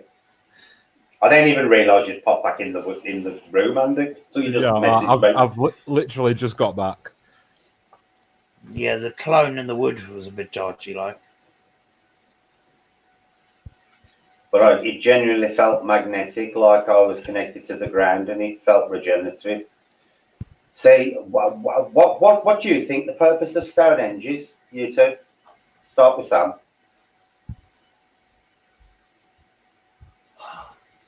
Possibly a burial site of somebody important or something. I don't know. I think they have found a few bodies there, but they haven't found a great amount.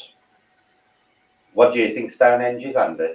I think it's a bit of two things: a celestial calendar for solar stuff, to track patterns and stars and weird all solstices and all that. But I also think it's plainly a temple PowerPoint on one because it's on one of the ley lines. Yeah. So I think you've got a bit of both. Yeah, it is definitely a celestial calendar, without a doubt. You do have to ask yourself why they went to so much trouble. Yeah. Because they could have done that on a much smaller scale. Yeah. But I do believe it's either some kind of amplifier or some kind of battery for whatever the ley lines transport. Yeah. I really do. I had a I had a mini Stonehenge in my garden. I broke my suspension bringing the rocks that I found on the side of the road. That's amazing. And Yeah, I had a stone circle around them as well. Big, huge rocks. Have you got any photos of that, Sam? No, I haven't actually. Oh, that's a shame. I'd love to have seen that. Do you know what I've done? I buried a box with all my past pain. I wrote down all my past pain. Right. And all the things that I could have done differently. And all the things that was holding me back from moving forward. I wrote them down on pieces of paper, put them into a wooden box, and I buried it under it. That's a very witchcraft thing to do, Sam. It is, Sam, very much so. Yeah. Don't tell your local priest you've done that. You'll be excommunicated. Well, I didn't see it as a witchy thing to do. I just counselors often suggest methods like that of letting go of the past if you're not moving forward, like writing them down and burning them or burying them. That's the way you this is what is holding my back. This is where it belongs. It belongs in the ground. It doesn't belong in my life anymore. And it's a psychological thing in a process of moving forward. I didn't know it was involved in a witch culture, you know. Yeah, it's a very old, ancient thing to do. So obviously, that's probably where ideas have come from, you know. Yeah. Counselors sometimes suggest it's also one of the main methods of protection, so against magical influences, believe it or not. Right. Welcome back, Becky. Paranormal Reality says, wasn't there a man who built Stonehenge to scale in Foam? There's a lot of people out.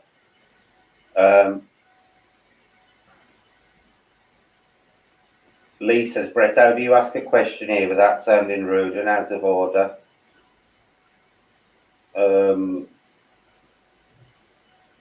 Well, you just ask it, and if I want to answer it, I will, and if I don't, I won't.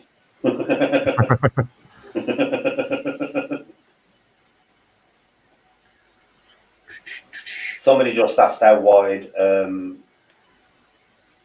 ley lines are. As far as I'm aware and I can remember, they vary in thickness. I'm definitely going to go to. Tracy, I would love to go to Stonehenge. I've been to Wiltshire a few times, down to Salisbury when I've been going to the dog shows at Windsor, and I've never. And every time I've gone, I've promised myself I'm going to visit Stonehenge, and never have done.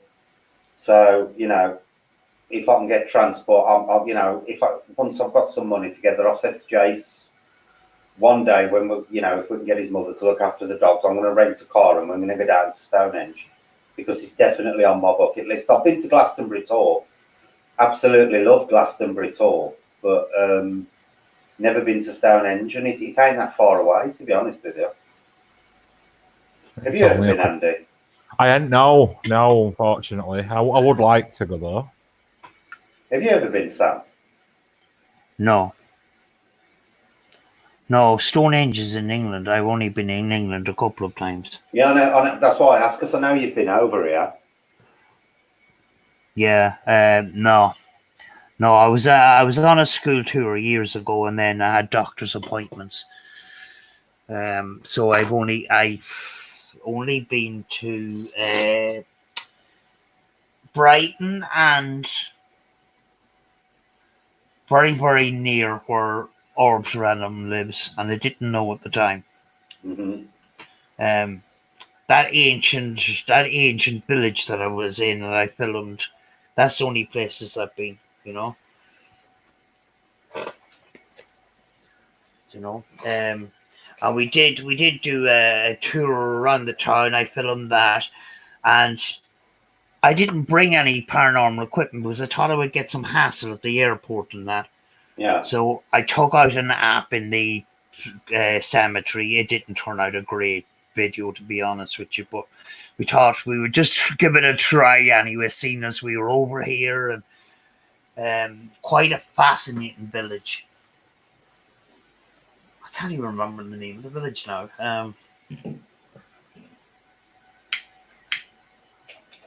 See, this is one of the problems. If you go anywhere abroad and taking your paranormal equipment, especially in,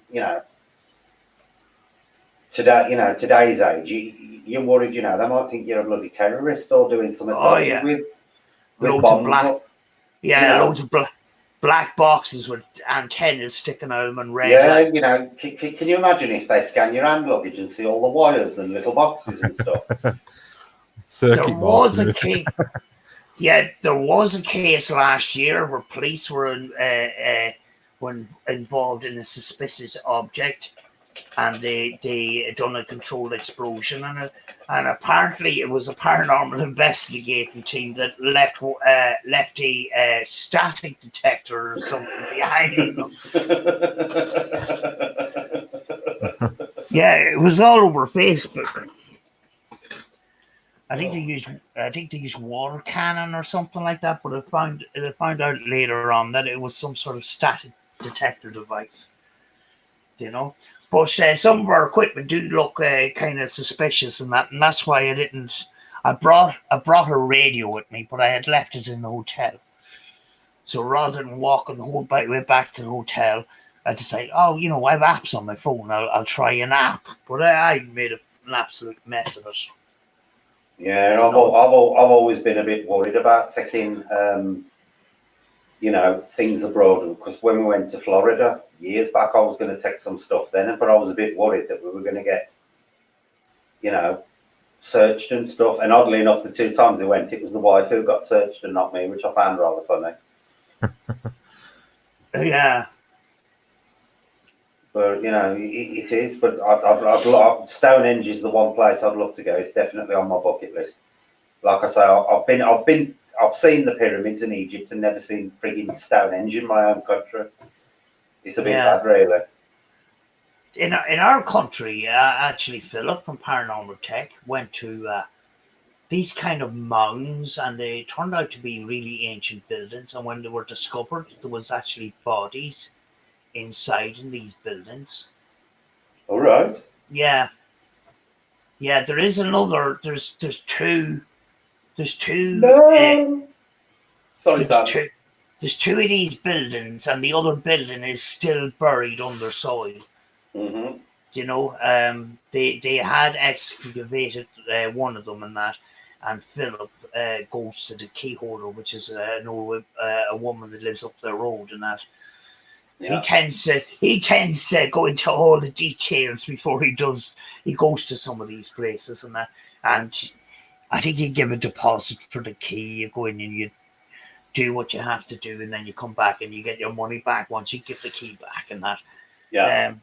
But the bodies were put in a kind of a strange kind of a way, because there was a big wall inside where the roof sat down on top of it, and the bodies were lined up on the top of the wall right around. Mm-hmm. Obviously, the bodies weren't there when it was open to the public. I don't know where the bodies are now. But they were lined up in a kind of a ritual style way, Yeah. Here's one that we're going to answer. Now, I know we're going to get 2 different answers from this. I pretty much think me and Sam are going to agree, and Andy's going to give you something slightly different. Is the world round or flat? Now, for me, I can say that the world is round. Sam, I know Andy's going to give a different answer. I believe it's round. It's definitely not flat. It may not be perfectly round, though. Mm-hmm. I think it's round. Andy, go on. I can only go with what I've been told from an external source. And they said Earth disk. Right. That's all I can say. Last time you said rugby ball. Well, that were my personal thoughts, but Yeah. See, The problem I've got with the flat Earth theory is what people, you know, because for them to pull it off, it's got to be literally a worldwide conspiracy. And I honestly cannot understand what the benefit of lying about whether the Earth is round or flat, how it would actually benefit everybody on a world scale to lie about whether it's spherical or flat. Well, only implication I can think about is if we can't exit atmosphere. Right.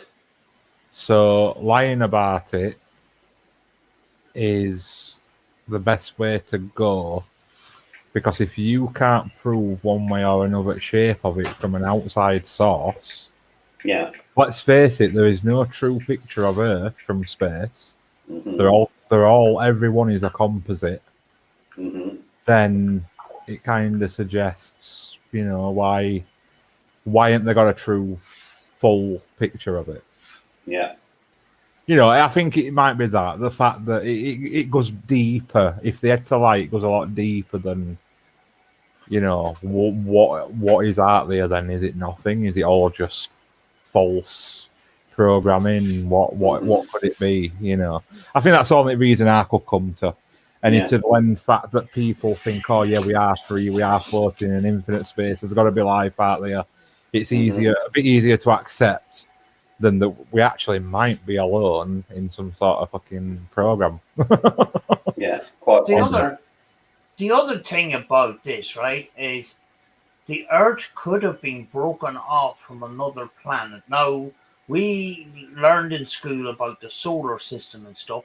Yes, spaceships can only go a certain distance. It finds it hard enough to get to the moon and, you know, space and stuff. So how does science know that the whole solar system exists of the planets that are there that they have named? Could it be possible that the Earth was broke off another bigger planet that had oxygen and life on it as well? Mm-hmm. Do you two believe there could possibly be another planet out there, like people say there is? What, like Planet X? Like Planet X, yeah. Do either of you hold any, you know, weight to that argument? Well, by all accounts, it's been proven. They've actually seen it passing the sun, apparently, but it takes a lot longer than because it's slightly off our trajectory, isn't it? Mm-hmm. And I can't remember it. We're in an episode of Ancient Aliens that we watched not long ago, but I think our rotation or whatever it was, but this is like 40 times slower. So I think the sort of shadow on it passed sun at one point. I can't. Mm-hmm. Yeah, really straight. But apparently, yeah, there is something to it. Sam? Well, all I can answer is the way I just spoke about. Like, how does science know that the whole universe involves the planets that they have named? You know, if there's an infinity out there, surely there's other stuff that we haven't discovered, and possibly a planet that Earth has broken off. Do you know? Mm-hmm. So there could be.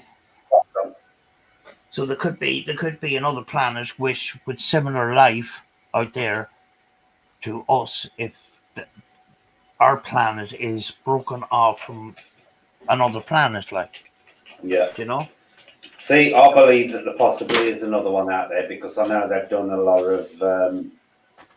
of deep space studies lately, and there is definitely some gravitational force out there that is influencing things far out in our solar system.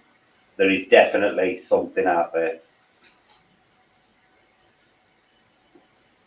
Not the Earth floating on a giant turtle in space. Right, here's one that James has asked. I don't believe that anybody has ever gone outside of the Earth's atmosphere. Sam? So that's more along the lines of has man gone to the moon sort of thing. Yeah, I mean, like there was a lot of controversy around it. Did man actually go to the moon? I kind of believe that they did, because why would they spend that amount of money in the technology if they didn't achieve what they did? Mm-hmm. Do you know? And Yeah. we have satellites up in orbiting the Earth right Mm-hmm. now that run our satellite systems and a lot of our things right now. Mm-hmm. You know, our TVs, our computers, and all that kind of stuff. So yes, the footage of them Neil Armstrong walking on the moon, and they believed that it just looked like it was done in a studio. I don't know about that one, but I do believe that they've gone into space. I don't know if they've been on the moon. Yeah. There's a but why would they lie about it? Mm-hmm. Then again, they could lie about it because at the time there was a space war going on. Yep. Yeah. Paranormal reality says, let's be honest, we know very little unless the government wants us to know about space and planets. What's your opinion, Andy? Do you think we've ever been into space and been to the moon? No, definitely not. I'm a big believer in like what's stated earlier. What James that said it. Yeah. I can't remember. But I don't believe we can exit atmosphere, and yeah, there is many layers to atmosphere. Mm-hmm. You've got so many layers, haven't you, before? Yeah. And like Sam said, with satellites, most of them are in one atmosphere layers. Yeah. That they're in like lowish orbit, aren't they? Mm-hmm. Yeah, because in a clear night you will actually see them. Yes. Yeah. Yeah. I don't disregard that there's some up there, but I don't think they can exit the atmosphere, if you will. I think personally things would burn up easily going out as they would coming in. Like what meteors do when they set on fire, and shuttles apparently set on fire. I think it'd be exactly the same going out as coming in. Right. I don't believe we've ever been to the moon. And I do believe we've been in low Earth orbit. Mm-hmm. For the Mir space station and the shuttle and that. I do think that was genuine. Yeah. In low Earth orbit. The problem I've got is the Van Allen belts. Mm-hmm. There are, I don't know how many of you know the makeup around the Earth, but there are massive radiation belts that actually surround the Earth. The excuse that NASA gave was it took them 52 minutes to pass through these belts to get to get past them. Personally, I think that in itself is a load of bullshit. It would have, it took them days to get to the moon. It took them months, didn't it? Was it days, months, however long it took them? They don't get there in a day. There is no way they would have passed through those belts in 52 minutes. No way. Also, the shielding it would have required to shield the Apollo craft to get them through shielded enough from the radiation would have added that much weight to the Apollo craft. It would have never have got through the atmosphere. They'd have never have got it into space in the first place. The reason I believe that you've got all these really dodgy looking shots of Neil Armstrong and Buzz Aldrin bouncing around on the moon is because, as Sam mentioned earlier, the space race was going on at the time. The Russians were also rushing to become the first ones to land on the moon, because I think they believed that if we got to the moon, it would have a strategic advantage if they could build on the moon. So this is why I think both the Russians and the Americans were faking at the time to win this space race. I really do. And if you look at a lot of the evidence of the video evidence of them on the moon, there are very strange things that are shown in that. A lot of the footprints under the actual booster of the landing pod. There is absolutely no way a footprint, one, should have even been under there, because there's no way they could have got under there once the craft had landed. And had they have moved it and landed it a second time, the dust would have blown the footprint away. because of the gravity. So, you know, there's just too many inconsistencies in both the photos and the videos to say that they were actually on the moon. Yeah, you brought up a point there about the radiation belt and stuff like that, and that actually did come up in a documentary. Mm-hmm. You know that you know, those kind of conditions were would be completely extreme, and also the pressures up there would have crushed people to pieces, like and crush a craft, you know. Yeah, but they said they plotted the course to pass through the thinnest part of the belt. But even passing through the thinnest part of the belt, Sam, I do not believe they could have passed through it in the 52 minutes that it took. That, you know, that they would need to get through, considering how long it actually took to get, you know, for them to get through. I do think it was all fake, basically, to win the space race.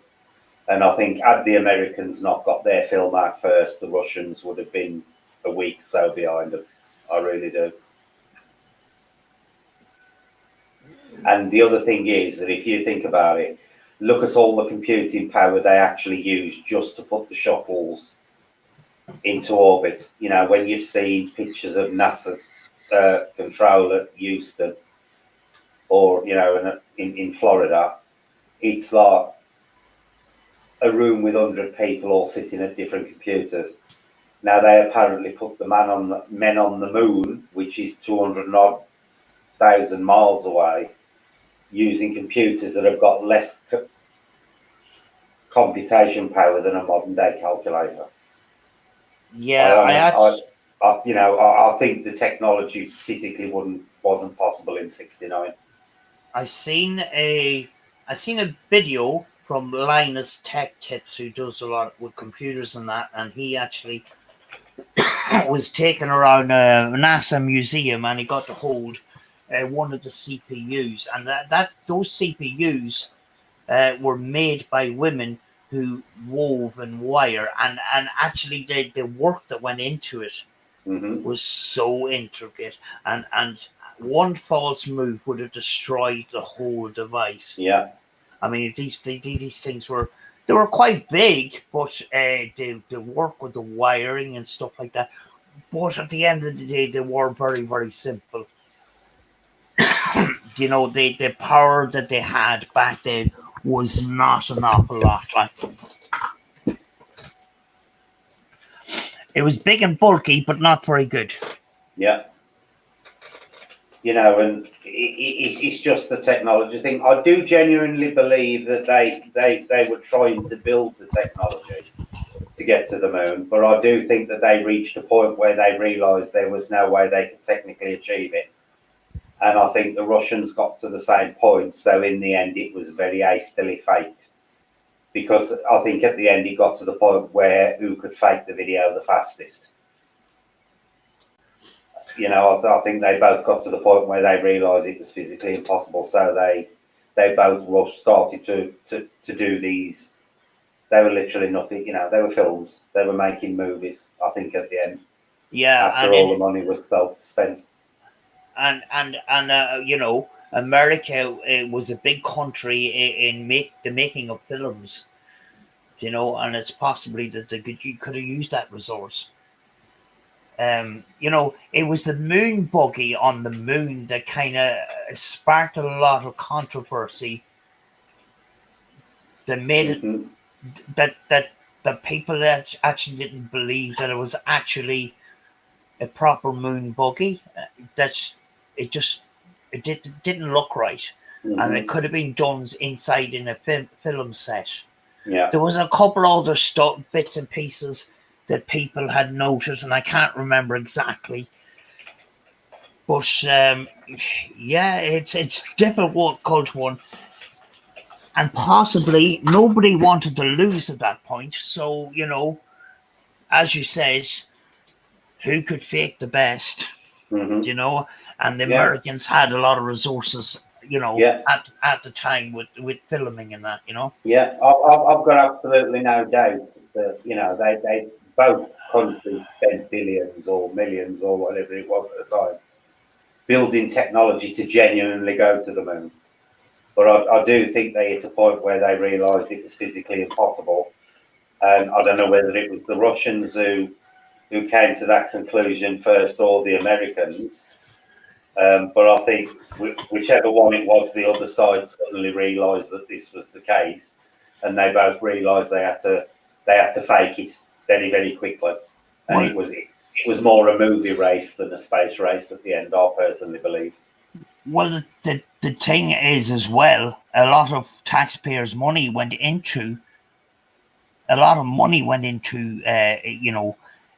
getting a spaceship up to the moon, and to fail would have been seen as a waste of taxpayers' money. Yeah, because in today in equivalent money, it would have gone into billions. It would have been billions upon billions they spent on it. It was massive amounts of money. There was literally no expense spared in trying to get there. But they both believed that if they got possession of the moon, they would have a strategic advantage. And then they realised it weren't possible. And even today, I do not think we've got the technology that would get us safely through the Van Allen belt. Well, NASA have kind of spoke about themselves. They said they were trying to develop a craft that could, because they have never been able to pass through it. And that was from an actual NASA speaker, you know. Yeah. So they do make little slip-ups now and again. Chris, yes, the flag was blowing with the wind, even though space has no atmosphere. I believe the moon is 1/5 of the Earth's atmosphere. I think the other big argument for me is when you see the skyline on the moon, the way it's all totally black with no stars, and they use the excuse that the sun reflecting off the Earth or something to do with the light anyway, would make it too bright for the stars to show, which for me is total rubbish. But I think that was one of the things they physically couldn't fake, Andy, because there were so many modern day amateur astronomers watching at the time. They knew that if those star constellations weren't 100% accurate, they would have shot them down straight away. So to avoid it altogether, they just went with the option of putting no stars there and coming up with some cock and bull story about it, why it was too bright to see stars. Yeah. You just brought up a point there. One of the things that was pointed out was something to do with shadows. Yes, the shadows were rung in quite a lot. I think in one of the pictures, the shadows are actually originating from two separate points. So there's a really famous picture of it, and there's the majority of the shadows are going one way, but there's one item in the photograph where the shadow is going in another direction, which basically intimates that there was more than one light source. All right. The only thing is the pro-when side is, how did they compartmentalise that many staff into not saying anything? I'm assuming NASA has a large staff. They did, but I don't think it was anywhere near the size of the staff they had for the space shuttles, which is another thing, like I said, look how many people and how many computers they had running the space shuttles. And that was just to get a craft orbiting in low orbit. If you think about, with the Apollo mission, they actually sent the spacecraft over 200,000 miles and landed it with pinpoint accuracy on a moon. It just don't tie up. It just don't seem accurate to me.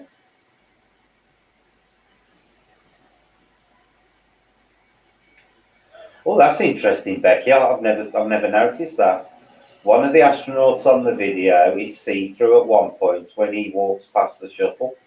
Yeah, that's right. That. You can see look for that one. All like landing gear and stuff. He like bounces past it, and you can see all framework through his body. I'll have to look at that one. Nikki's just brought up an interesting point as well. Let's put it up on the screen. Has anyone since been to the moon? Because if it's true that America went to the moon, why hasn't anyone in modern day gone? Exactly. Exactly. And they're using the excuse now that it's too costly. But at the time, you know, if they'd got there once, they'd have wanted to carry on going there to, Yeah. you know, and they'd already got the technology, most of the technology pre-built if it was believed that they got there in the first place. It would have been a lot cheaper to send a second expedition to the moon than it was the first, because they'd already got the technology built. Exactly. It could be a possibility too that the moon is a hostile environment, because even if you get a camera with a very good zoom, you'll see the amount of craters that are on that moon. Yeah. You know. Yeah. You know, you've also got the, you know, those photos where they've orbited the moon now and they've took pictures of. It's funny, there are certain. What is interesting is there are certain areas on the moon that NASA have never ever released. So what is on the moon that they don't want people to see? Is that another reason that they don't want to go to the moon in modern day times, because they're frightened of what, you know, because they know what's up there and don't want people to know? Yeah, there was a bit of controversy too of discovering the flag that was put into the moon, and it was all shriveled and stuff like that, and slightly bleached and that, and it was believed that the environment was a little bit more harsher than that the flags would actually disintegrate it. Yeah, right. Do you know? Yeah, the flag that they put up on the moon certainly behaved strangely. Yeah. You know, it flapped, but it flapped almost like it was starched. Did you notice that, Andy? I did, yeah. Yeah. You know, even in a fifth of Earth's gravity, even if there was wind, and I believe they do, there is storms on the moon, but they're mild. You know, even so, that flag would have, if anything, that flag would have moved very, very fluidly. You know, it wouldn't have moved like a stiff piece of cardboard. Yeah. I can hardly park a car, let alone land on the moon. I'm sure it would be hard to pick a good spot out. Did you try out the car? Yeah, absolutely fine. So You managed not to smack into anything? No, it was like I'd never been out of one. So Thursday I've got a car for free. That's awesome. Brilliant. What kind of car? It's just an old Fiat Punto, vertical dummy for nights, wheels. You know. Yeah. But thanks to my brother, he's giving me it for free. God bless him. Brilliant. Lee says it's almost time for Big Girls You Are Beautiful video time. Really don't want to know, Lee. Tracy seems to think it's awesome. Maybe Tracy will watch it with you, Lee. Yeah, but the moon landings are definitely an interesting one, and definitely one that I do believe was a conspiracy. You know, I do believe that was a conspiracy. Apparently, the astronauts rehearsed for about 2 to 3 weeks before filming, and that's why they hardly speak in the interviews, because they were frightened of slipping up. Yeah, and they say, oh, they've brought rocks back from the moon. But let's be honest, if the moon's being struck by asteroids, which it does quite a lot, you know, it's at some point with 1/5 atmosphere, it's going to be a lot easier to throw things into the atmosphere off the moon. Yeah. You know, I'm presuming there's bits of the moon breaking off all the while and you know, and being pulled into Earth's atmosphere. They could have easily collected those samples from, you know, from Earth after they passed through Earth's atmosphere. Do you find it strange that no decent meteors ever strike built-up areas? Yes. Like, you know, considering how much of the planet we actually cover now. Yeah. You know, the last big one was at that place in Russia that starts with T that I can't remember. Oh, yeah. In Siberia, when it exploded just above the forest, didn't it? Yeah. But, like, you know, just a general, you know, urban house like here, that one don't come down and take out, you know, a little neighborhood and boom, It's a bit strange. It's never happened. Yeah, they always land in deserts and forests and stuff like that. It is interesting. You get the odd one that goes through the roof of a house, but it's just the size of a football or less. Yeah. You know? You never hear of, you know, someone creating a massive crater in the middle of a town, do you? No. You know, and the amount that supposedly the Earth and actually get through the atmosphere every year, you'd think you'd hear of at least one, Yeah, or two yeah. a year. You know, you really would think that you'd be hearing reports of them at various times throughout the year, because the Earth gets hit by a lot more asteroids and meteorites than people realise. That apparently there's one going to be coming quite close soon in that. How is that? Yeah, a big comet apparently. All right. I can remember back in, like, I think it was in about 99, there were 3 comets that were touching really close. Yeah, and well, you could the one at the point they weren't sure whether it was going to hit at first, were they? Yeah. And I can remember walking down the street at 1:30 in the morning, and you could see all 3 on them with green trail behind them, but it didn't look like they were moving. It just looked like they were static in the sky, you know. It was really strange. Yeah. I can remember, you know, when Alice Comet last passed over. I'll definitely be dead before that turns up again.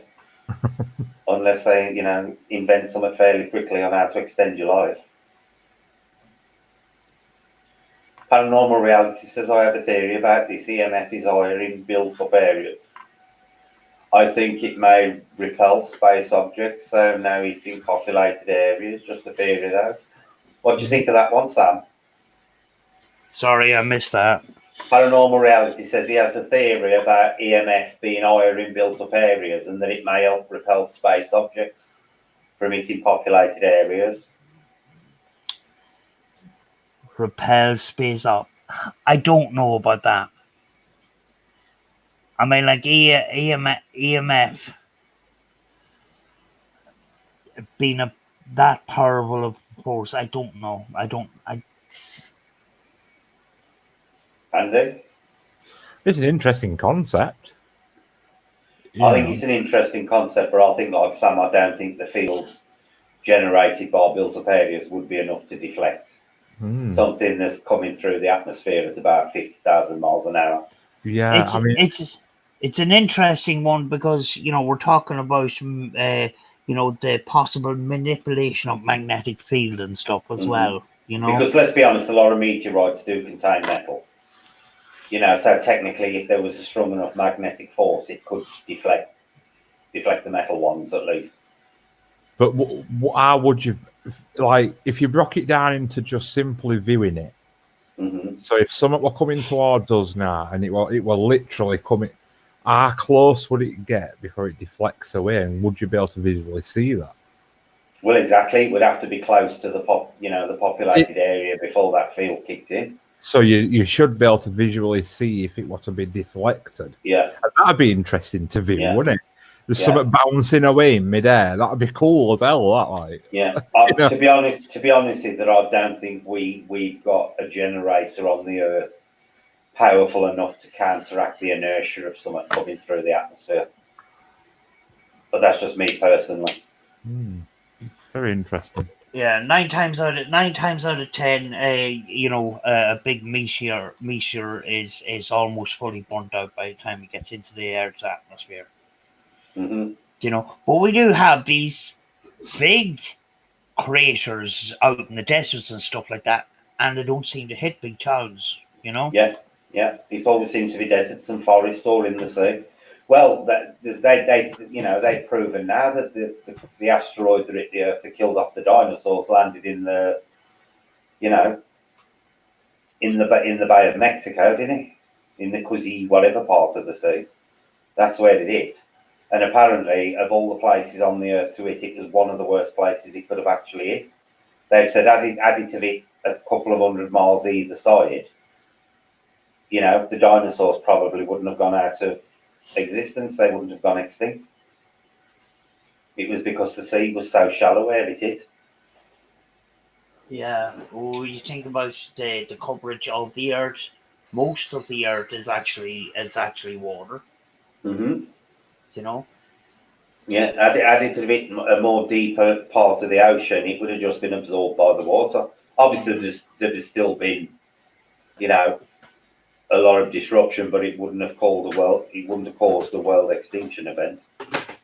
Paranormal reality says it's more complicated than that. Magnets can repel each other.